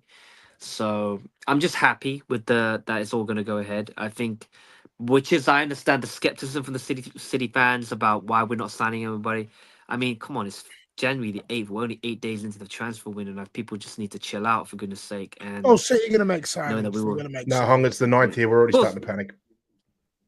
Yeah, I'm already starting to panic already. Now I'm more excited. I think I mean, as an Asian person myself, I think seeing Kusanov is going to be very good as well.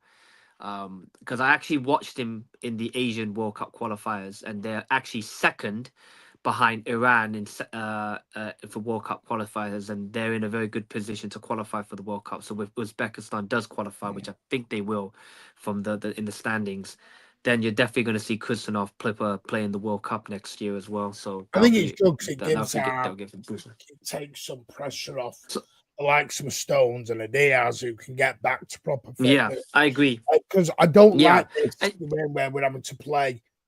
We're having to rush defenders back and they're not fit and they're getting re-injured again because they're not fully fit. Now we've got because I think this guy's going to come in and start first game. No, I don't. I think he'll. I still think he'll be back up for the time being, and then eventually he'll get his opportunity. Now. The question then becomes obviously what happens in the summer, then what happens with the Jamal Simpson-Pouza, because obviously then his place, does he go back to the EDS? This is the problem with the EDS. When they get that taste of the first team, very hard to then just drop back to an EDS squad. The other thing too, Martin, is if they get a bit of Premier League experience, and their stocks go even higher if we want to sell them on.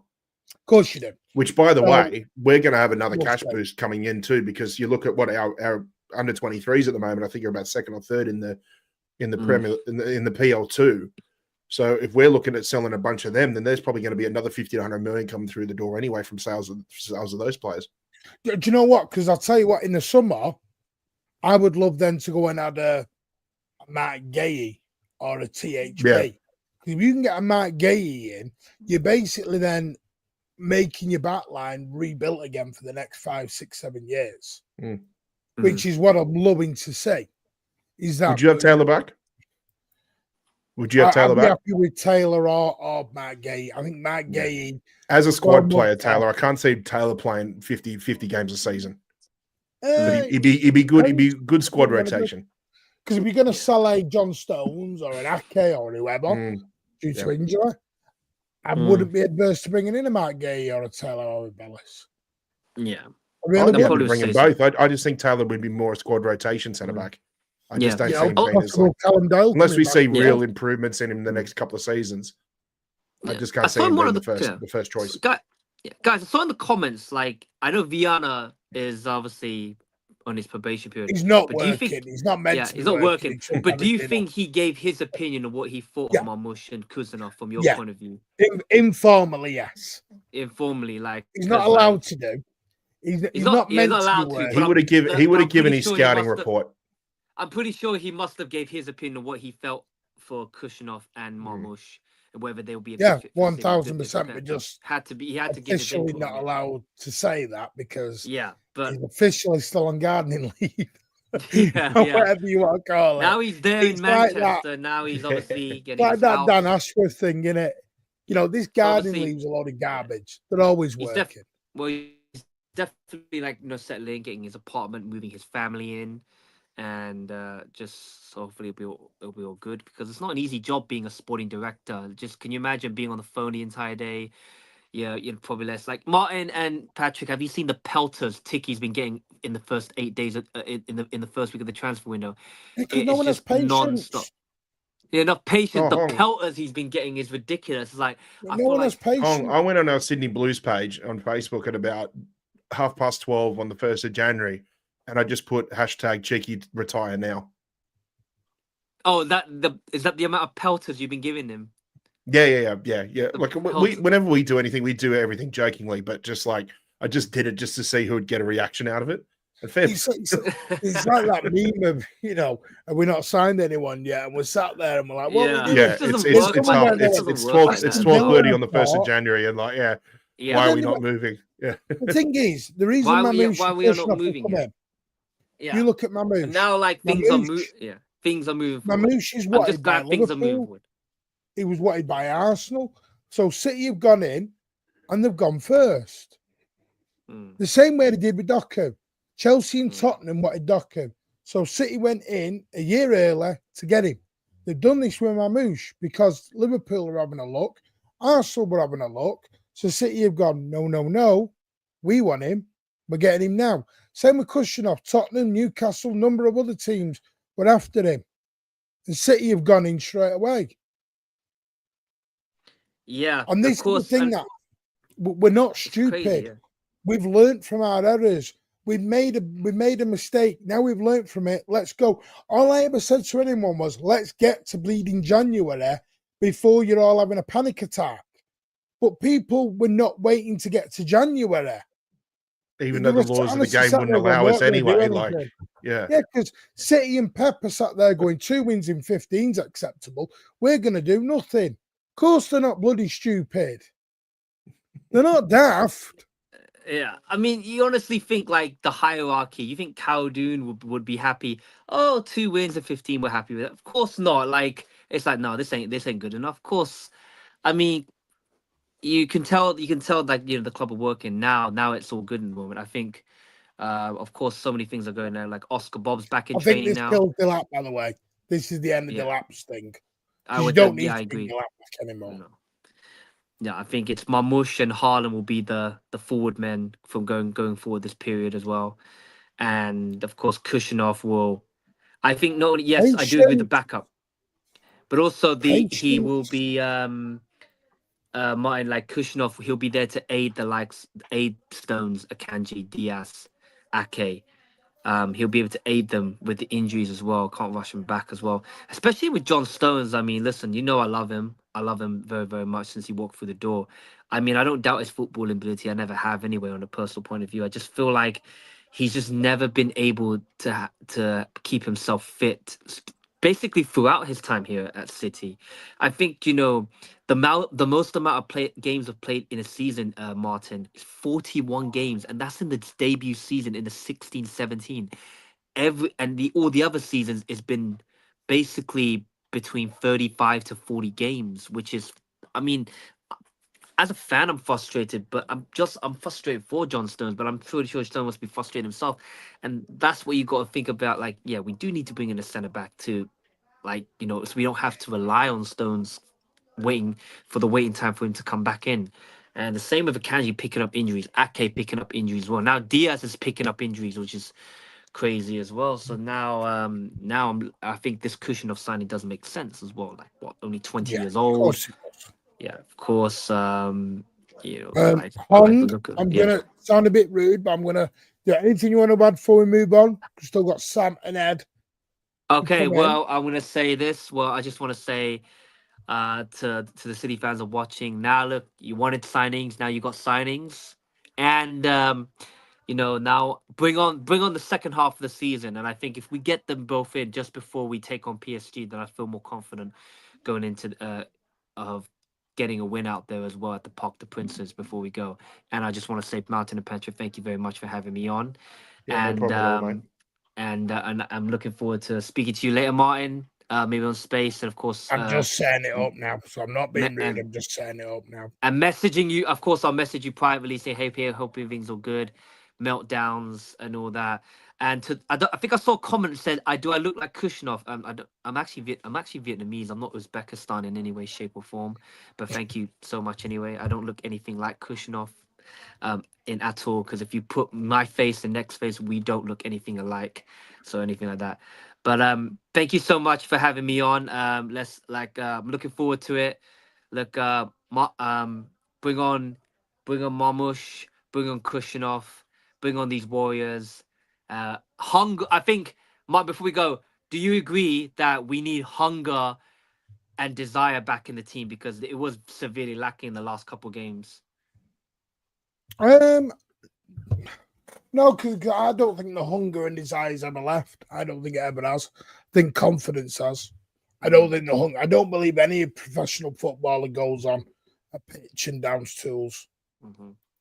Can't go for that time. But I feel like, we need more hunger. That's what we saw. I saw that I saw that on Saturday with Haaland and Savinho, and I think Savinho played like he was hungry. He has something to prove, and it's his spot to lose now on the left wing now for me going forward. Yeah. No, but appreciate that, Hong. Thank you so much, guys. And I'll speak to you soon, Thanks, mate. Yeah, appreciate that. Yeah. Thank you, mate. I know everyone's begging for CDMs. Let's just see. Let's get bloody hell. It's the 8th. Relax. Not every deal is going to be quick. Let's just see what happens. Going to bring in Sam and then Ed, and then we'll probably close it off because I'm going to do a space at. Do you want to bring them both in, Martin? Pardon? Do you want to bring them both in? Yeah, go on then. We'll bring them both in. How you doing, gentlemen? All good, all good. Doing good. Very good, mate. Yeah, not too bad at all.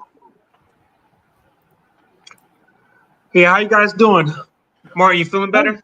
I'm very good, mate. Yeah, I finally got over my tooth. I've now got that, that gamminess that's in your tooth afterwards. But the pain's gone. The pain's not as bad anymore. Pat, By the way, I'm ready to. No, I am not ready to forgive him. No. By the way, you can't forgive him. We've sold him. He's not even out on loan. He's gone.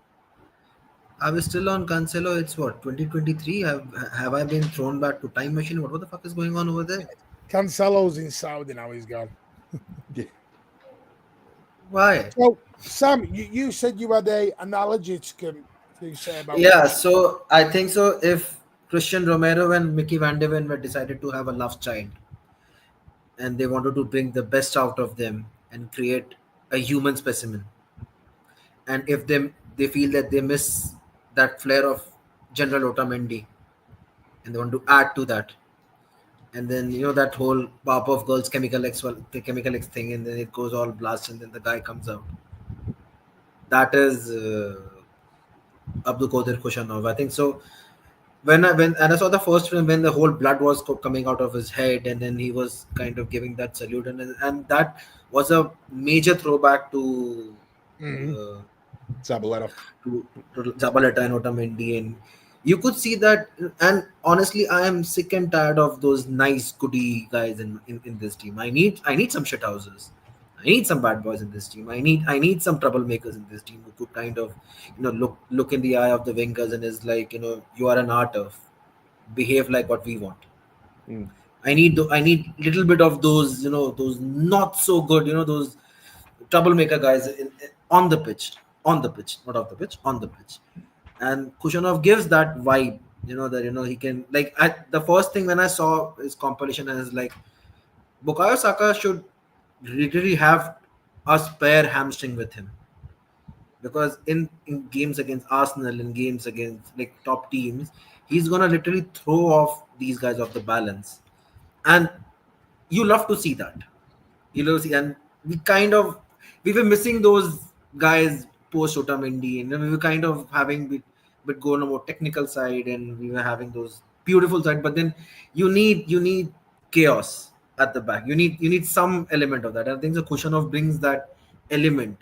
Although he's not a needle mover, I am very much aware of that. And he's not a needle mover at this point. He needs some time, because Premier League is a different thing. League One is a different thing.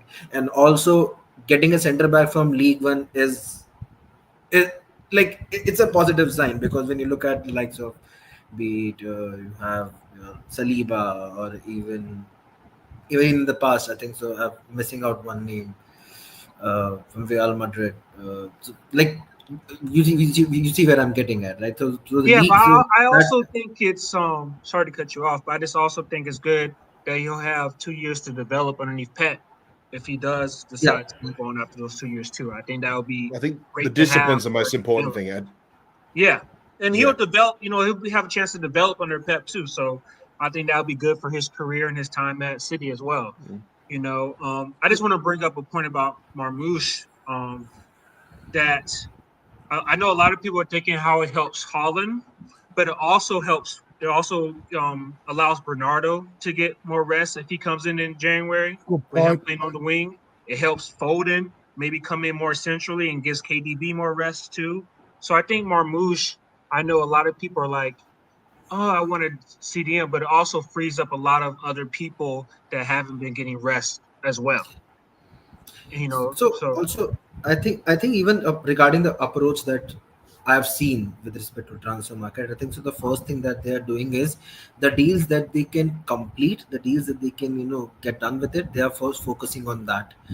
It's kind of more like a very reversal thing, that in the wake of getting a midfielder, it's better not to ruin the entire market, and then at the end we don't end up with anything. Rather than at least let's complete the deals that we can at the moment, and then probably use the remaining period of the window to think about having a DM, because at this point in the market, rather than striker, even the DMs are the ones that's very hard to get, and especially in the January market, because no big team or even no team who's fighting for anything would let would would even be happy to leave any of the defensive midfielders leave at any cost, be it Edison or be it Bruno Guimaraes, or be it take any other name, right? Like those are, like with the way Rodri's ascension has happened, that position has been the most coveted position in the entire footballing world. So, and it's hard, like it's hard to get in January, and we all are aware about this. It's not something like, even like let's say that Douglas Luiz's name has been popping out, but then you also have to think that this guy couldn't hack in that Juventus team when you have a Locatelli who is half of the time is injured, and then you have Kepren Thuram as the only credible guy. So would that be a needle mover for City? Maybe, maybe not. So that also, a lot of things have been considered in that aspect as well. And even in, let's say, case of Bruno Guimaraes and Zubimendi, you can't ward out cash, because 100 million ask is stupid in a January transfer market. Yeah. So that also comes into play with respect to your defensive midfielders, and bearing the fact that it's a rebuild, and the rebuild starts in this window. You're not waiting for summer at the moment. You're taking it in January. So now it's all about, in the long run, whom we want to see. Right? It's more on that approach. In the long run, whom we want to see. And even Pep has cleared in the press conference that if I'm signing a player right now, I'm looking at what value he will bring in the next 2-3 years, and not for the next 6 months. How much would you, how much? Because I know this has been a big talking point. I see people talking about it in the chat. Who would you prefer out of Luis and Ederson? And if it's Ederson, how much are you willing to pay Atalanta for him in January? I would prefer Edison, and I'd pay 70, 80 mil. Euros or pounds? Euros. Wait, I think that amount of money, I don't think pounds or euros are that much of a big deal anyway. Yeah. I'm saying Edison, Ed, because just because Gasperini does play a similar style of football to Pep, and I think the transition for him to go play with Pep would be almost seamless. Just adjusting to life in the UK and Premier League football might take a little bit of time, but playing under Pep, I think he'll be just as close as hitting the ground running as any other number 6 would if they came into the squad. See, people are talking about Douglas Luiz. Douglas Luiz has not been playing a lot for Juventus. My question is, why are Juventus 6 months after buying him willing to sell? Yeah, now they want to sell. Now they don't want to even sell him. My question, why are they willing to sell him 6 months after buying him? And I think so. They're doing with a lot of players. Like they bought some players in summer, and then after 6 months, they are like, off you go. So that also raises a lot of question. Like someone who has been a captain of Aston Villa, not even like he's like it's more about them being the most important player for the team, who has kind of led them this rise from being from 17th to those to the UEFA spots. But and he was due for a big move, but then after 6 months, they just want him gone. They just want to kind of brush him off. And I know Mata also plays a different type of system, right, than Emery. So he could just not be a fit for Mata, who's trying to, bring in his formation that got him there. So he might just not be a fit. It might be just a money thing too. But I kind of am leaning more towards Ederson too, just because I feel like he'll cover more ground, and also, with him being what Pat was talking about at Atlanta, his ball playing skills, I think will come into play. I'm not bothered about the money, because it's not our money. This is my thing. I ain't bothered about money at this point. It's not our money. So I just think Edison is a better all-round. You can still use Edison when Rodri returns. Douglas Luiz, could he be an 8? I don't know. I know he played on the that system. sort of 6-8 role for Villa, but Yeah. So I just read one thing about Baleba, right? So I just want to say, and correct me if I'm wrong, we don't deal with Brighton, we don't deal with Napoli, and we don't deal with Spurs. If I'm not wrong, because I think so. I've heard this a lot, and I think so. Even I think so. The post Cucurella thing, what I've heard from maybe in some podcast or something, that we don't deal with Brighton, and we don't, that's probably like a way no.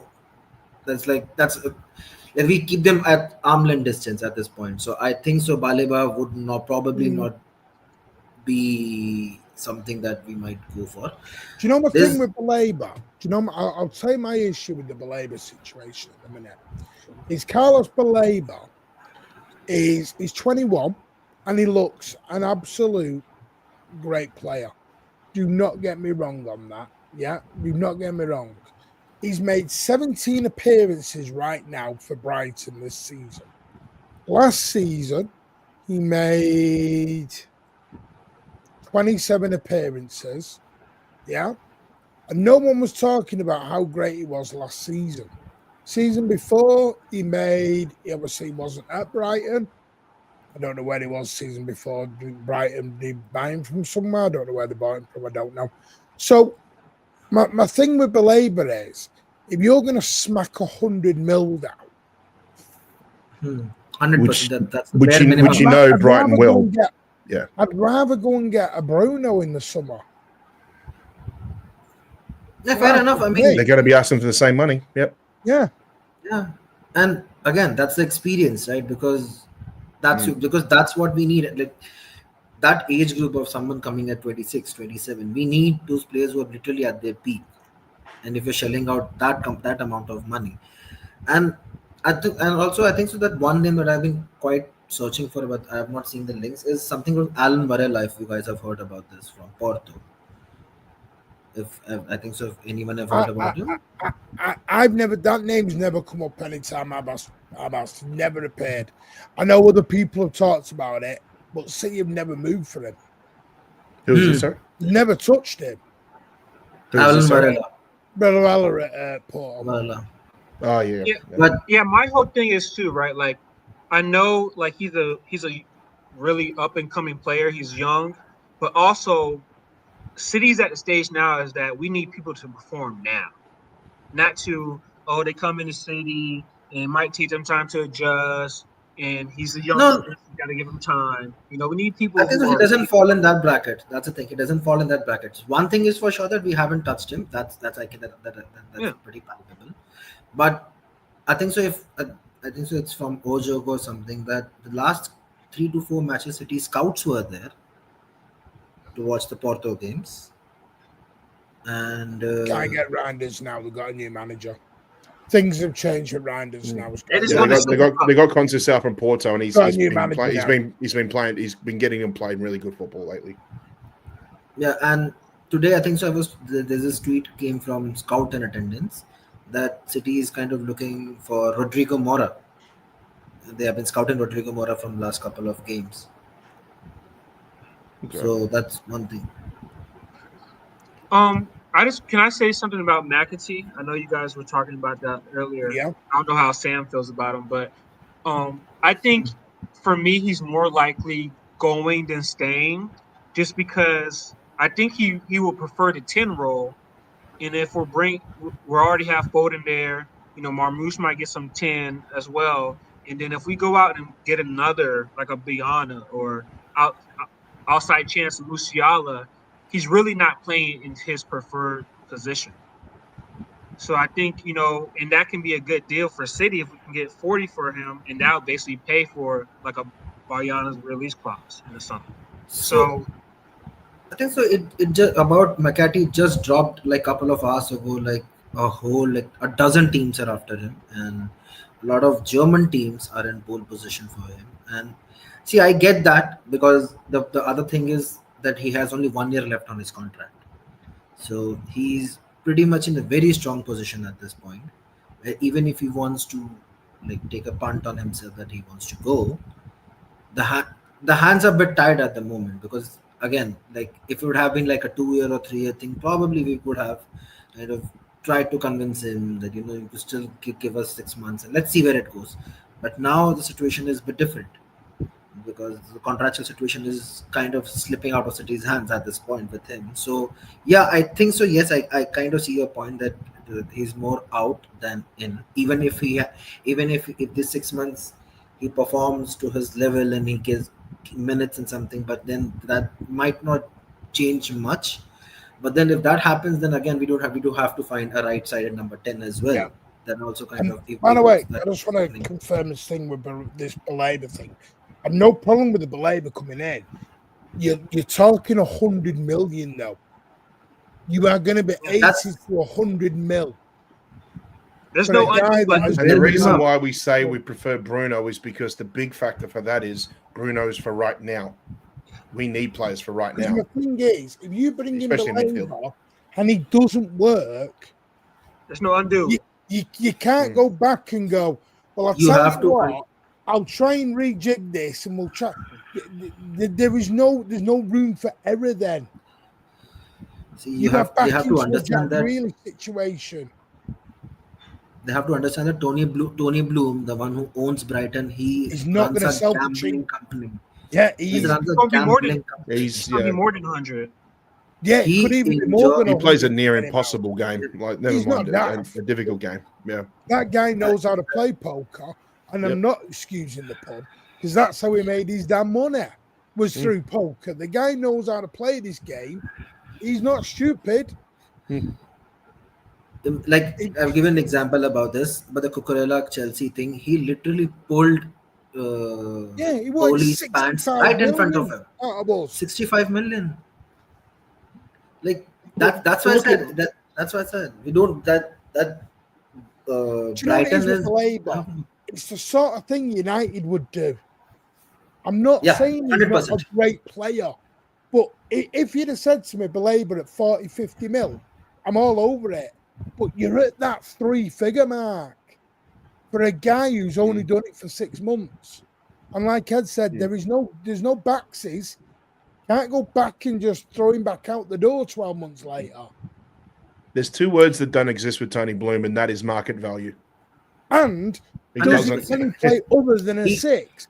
'Cause he'd by the decide way, his when own market Rodri's value. back, I don't want £100 million backup sat on the bench. Yeah, I mean, and again, like for a DM in summer, there will be a lot more options to open because at least at that point, that will be a focal point. Like if you're sorting out Marmoush and sorting out Kushanov at this point, He has a that 60 kind release of clause. Barella. Maybe doesn't. Varela. Oh, Barella does. Yeah, but Belabor doesn't have a 60 million release No, clause. no. They're talking about Brighton- Barella. Brighton does not do release clause. I mean, Kudus didn't sign for Brighton Bring me because he don't Pogba. want release. We're sort of missing a little bit of a trick here where, and I may have mentioned it in shows before where, we got Viana coming in now, and it seems like Viana's had a little bit of an influence in terms of these possible signings that are coming in January. One thing that a lot of people sort of miss or gloss over, particularly with Portuguese players or Portuguese clubs, is their ability to be able to scout the next up-and-coming talents, both domestically and across Europe as well. They're on. I think personally they're on the same level, if not even better than what the scouting system works for a lot of clubs in Germany. And I think what we need to start doing is with Viana is you're going to be looking a lot more. I think what we need to start doing is probably paying a bit more attention to the Portuguese league as well too. Young players coming up. I mean, Sam, you mentioned Mora before as well too. Like he's only 17, so he's raw, but he does seem to show a lot of promise, a lot of potential with that young Porto squad. Benfica have always got young players coming through the door. Sporting Club in Portugal have got the same as well too. They've all got, you could even talk about the smaller, for lack of a better word, smaller clubs in Portugal. Your Bragas, what are they? Vitória Guimarães, like teams like that. I think we're going to be doing a lot of scouting through the Portuguese league because you're going to have the experience of Viana. He knows where to look. He knows the right players that will suit. Come through Pep's team as well too. I think we'll see less. I think as time goes on, we'll see less and less 75 to 100 million pound players coming through, and we'll start seeing some more 25 to 50 million pound young raw talents coming through that could really hit the ground running. And if you're talking about bringing a more rapid and more fast tempo, fast paced, style of football coming through in the next couple of years, then you're going to want to get younger. You're going to want to get more active. You're going to want to get more rapid in tempo and such things. So I think we really need to start looking at the Portuguese league and seeing who's coming through, what's going to be new, because I think Viana's experience in that is going to mean that we're going to see a lot more. We're going to see a lot more coming through from Portugal, and it's a great league to see where the future of European football is going to end up as well. We also have to say that because if you look at Sporting now, Sporting got this striker from Coventry City, like that connection. You couldn't think about that they're getting a guy who plays for Coventry City to now light up the Sporting Stadium, right? So you have a guy who, and the fact that Hugo Viana had a bad season in the beginning. He has seen the downfall of his signings as well. He has seen the ducks. He has seen the pits where it didn't work out for him until Ruben Amorim came, and then they both worked together, and then it completely changed his whole trajectory as a sporting director. So you have someone who has seen both sides of the coin. So that, and also and as you mentioned that that there's Hugo Viana. By the way, Hugo Viana just sold Ivan Fresneda, and he immediately replaced him with another guy in a day. So you see that you could see that this guy is very proactive in his work.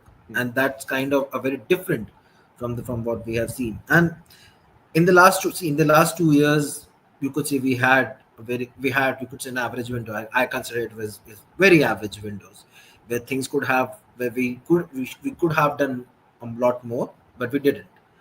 Now at least this window shows the intent that that we know where we missed out, and it's time for us to be like it's time to take things back, because the form that we had, it's unprecedented.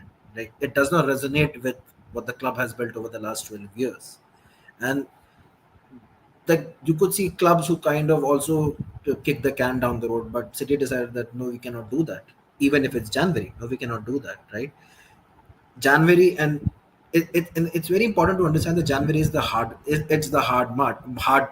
market, right? And even I think so. Ange also said that when teams are involved in playing UEFA competitions, when teams are literally neck deep in their own league, it's very difficult for them to part ways with the players right in the middle of the season.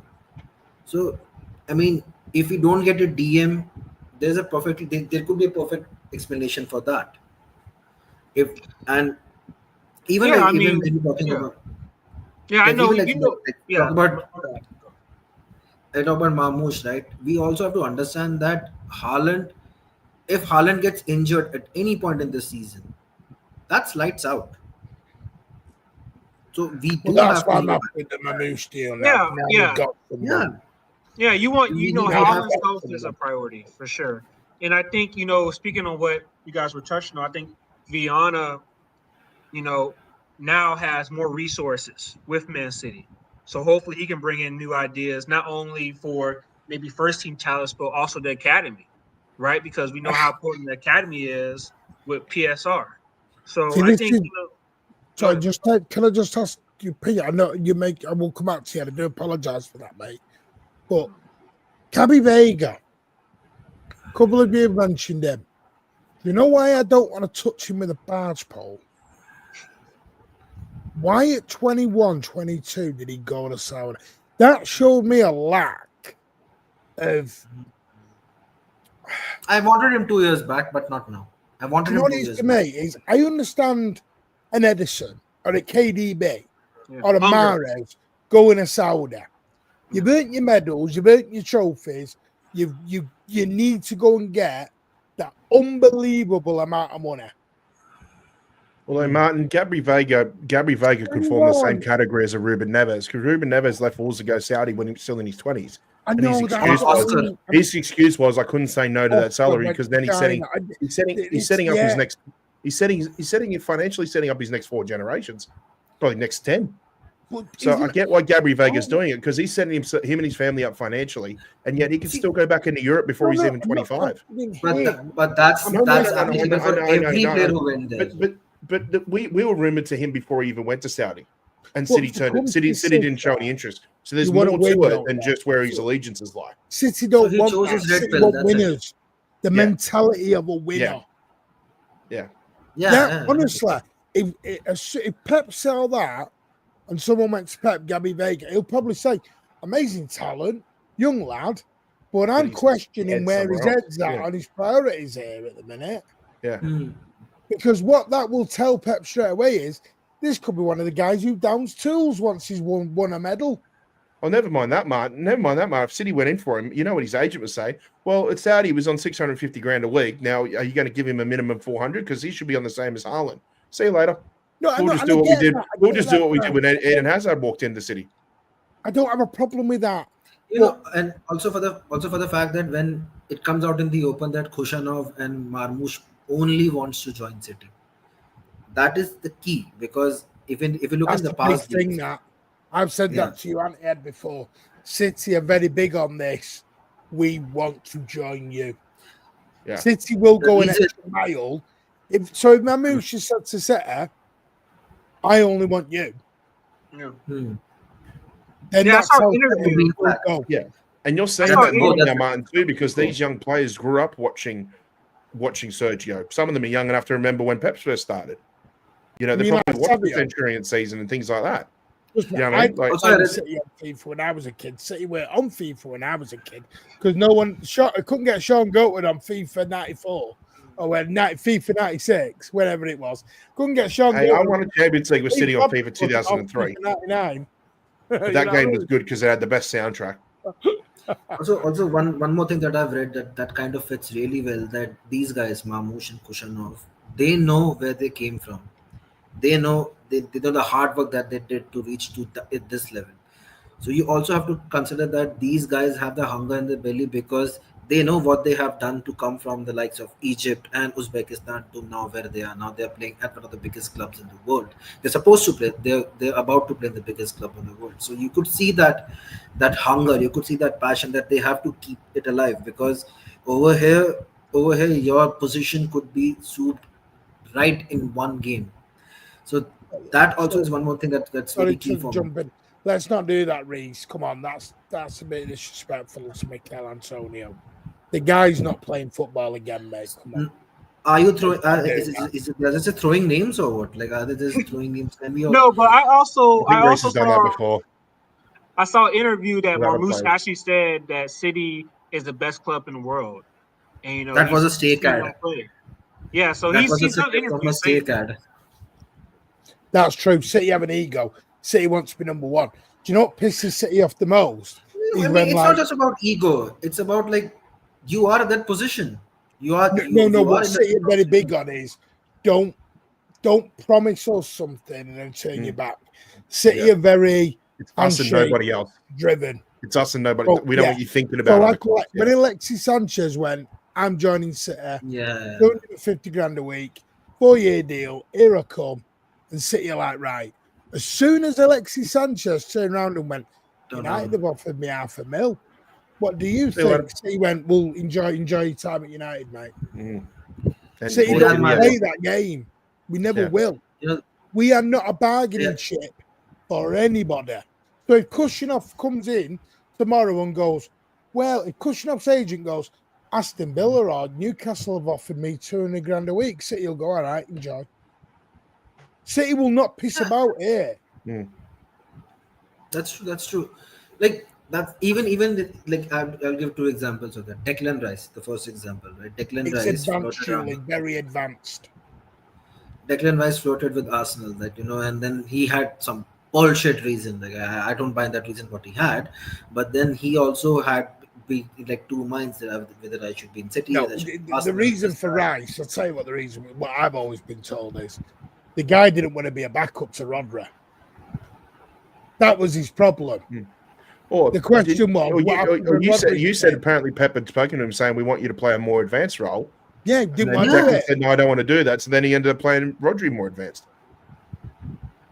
It's the way it but is. then half of the time he does the same for Arsenal. So again, See, I that's love quite a big Paqueta, conflict. but Paqueta's got to get played.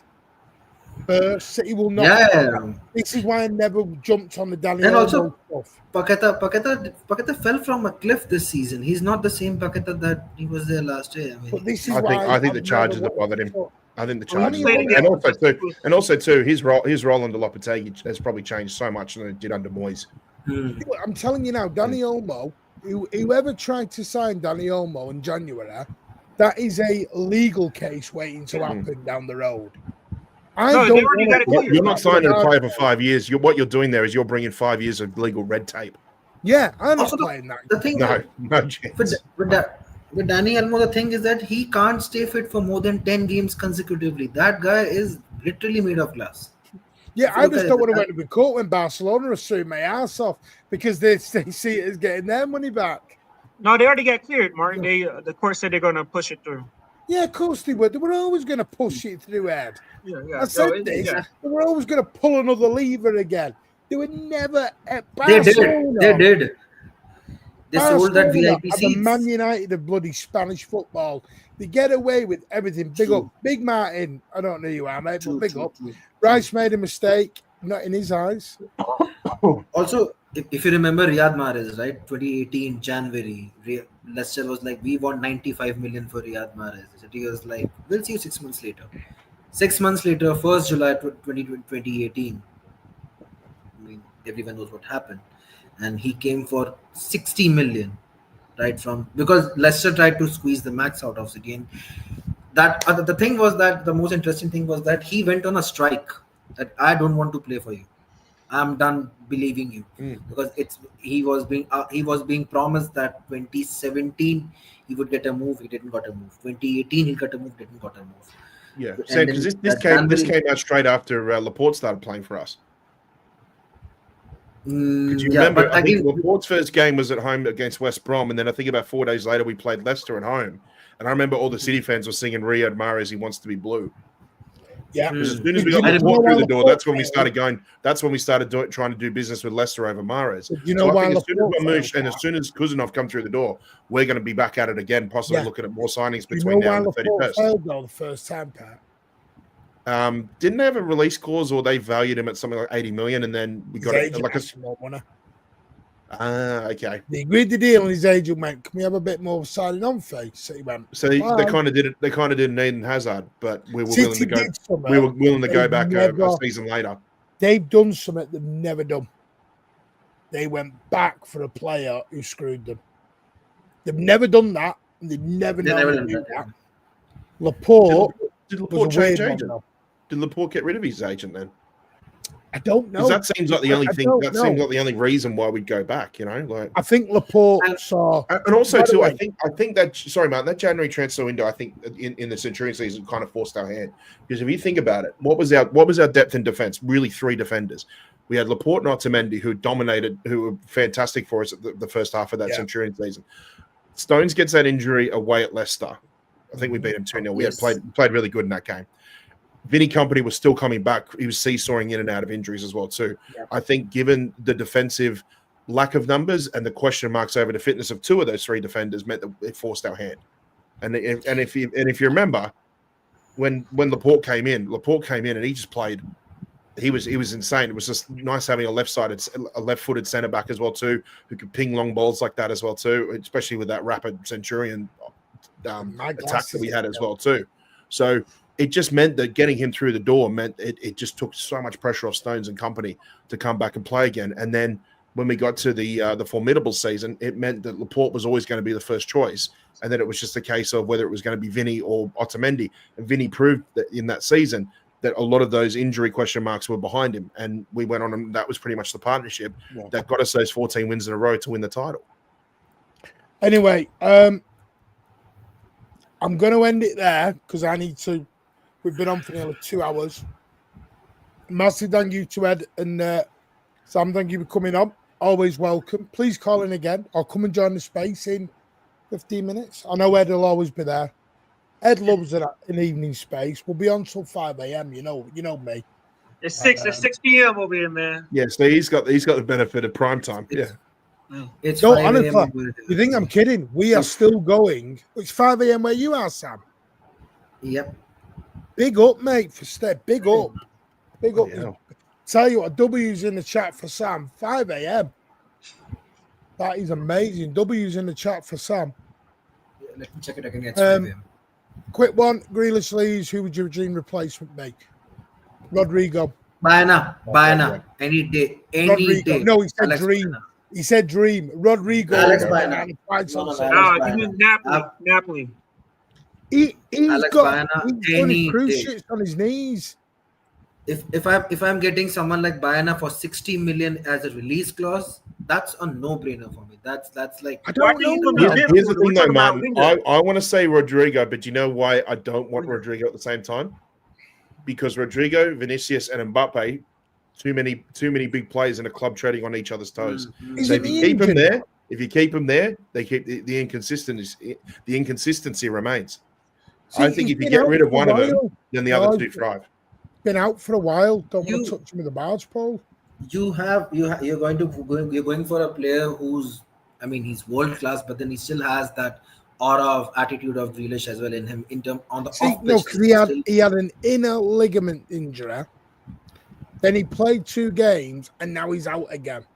So Who? I think they've rushed him back. That character Cavashlivla. Oh yeah. Who's the manager now? Kvaratskhelia. But he's signing a new contract. That's the reason Yeah, that but I've he had a already signed. ligament injury. I ain't touching that with the barge pole. Okay. I didn't know that. I didn't know. He's had No a bit of chance. start. He's had a bit of start stop over the last couple of seasons. Rodrigo. But I think Rodrigo with Barella or Valverde. I'm happy with either. No, That's what I'm Valverde saying. would be sick. Mark I'll Gay- go with- Valverde I'll is the stick with Bernardo Bayana. replacement in 2026. Oh. Anyway, I'll- thank you, I'll lads. see- Ed, no, Sam, no, no. I will speak to you very soon. You are legends. Thank Thank you, you so gentlemen. much. Always welcome on. Thank you, gentlemen. Ed, for a go, have you got your tickets yet, mate? No, I was going to actually talk to you about that in the space. Yeah, well done. Can do. Because you're robbing us all at $2,000 for the Oh final. my God. You're robbing sods. Hey man, I'm going to be at the one in Orlando. And I'm going to be in a nice spot for the final if we make it to the final. That's all I tell you. Take care, lads. Thank you I for can't joining do us. Orlando Always again welcome. with Danny Zuko over there. Take care, lads. See you, lads. See ya. There you go. Absolute amazing calling show tonight. Thank you so much. W's in the chat. Alligator is coming with his 199. Thank you so much, mate. Vitoris from Palmeiras. Is that someone you want or someone you've heard Vitoris. could happen? Alligator, thank you so much for your kind generosity, mate. Big up. And by the way, if you look, 5 a.m. here, honestly, mate, thank you so much. If you are watching us at 5 a.m. in the morning, you are legends, every single one of you. Thank you so much. Amish ain't the Greens. No, I don't think it will be. Indriel, Sam, thank you so much. Alvarez, 305. Thanks to honestly, you're all legends. Cannot blame it. So who would you have, Pat? We'll talk about this more tomorrow. Yeah. I want to say a massive thank you to every single person who's joined us tonight. You are legends. Please, on the way out, give it a big thumbs up. If you are new, hit that subscribe button. We are 180 away from 5K. And don't forget, there will be a massive giveaway at 5K. We've got big plans moving forward on the channel. Might start a podcast with somebody. Going to keep that under wraps. I need to sort that out. I'm going to speak with Faye, talk about the merchandise. Loads of things coming up in 2025. It is a pleasure to have you all on. We are back tomorrow at 8:30 UK time with me, Pat, Rich, Ozza. One thing I do want to say is Adrian knows who he is. My apologies on the comments. I will get back up to them. Was my fault. YouTube has been very weird at the minute. It's choosing when and if it wants to put some comments in or hold others for review. It's holding a couple of yours. It's held a couple of other people's. And I've only it doesn't come up to me. And then I get the notification a week later saying that it's under review. It's very weird. I have sent an email to YouTube, but I have approved all of yours. So don't worry, it won't happen again. And if anyone's got any questions or a missed comment, please email me, mancunianwaiting94@gmail.com. And we'll get back to you straight away. We always reply to every single comment. Big ups to everyone who's giving you memberships, gifted memberships, and super chatting tonight. Really do appreciate it. We are all blues, only opinions. Nobody's right and wrong. Let's just be nice to each other. Yeah? Because if people aren't nice, I'll stop going on other channels. Be a bit nicer. I'm not asking for everyone to kiss my ass, but don't. You can disagree with me 1,000 times over. Just do it respectfully. Me and Pat disagree all the time, but I don't call him a brain dead dickhead. Tell me more. Privately, tell me more. Privately, I do. Yeah. We thrive off negativity. Regarding Alan is dealing with family issues. We're going to have a chat with Alan. We'll see what we're going to do. We'll see what we're going to do. But this channel is moving bigger and better. We're going to sort out some new graphics. We'll be back tomorrow at 8:30 with Thursday night chat talking about January window with the group and also Salford City preview. And then what I might do is we might do some of these, might do another one of these next week on Big Up. Might do a fan calling show on Big Up. Because we need to get the Big Up rolling a bit more. We need to get some more stuff on Big Up. So if you haven't followed us on Big Up, sign up completely free and you can come and join us. Well, we might do another one of these on Big Up next week. But we'll see. Anyway, take care. There will be a watch along for Brentford on Tuesday for Big Up anyway. We may do some then Wednesday. But take care. Thank you, Pat, for joining us, mate. Yeah, thanks, mate. All good. Awesome. And we'll see you all on the next one. And as always, up the Blues.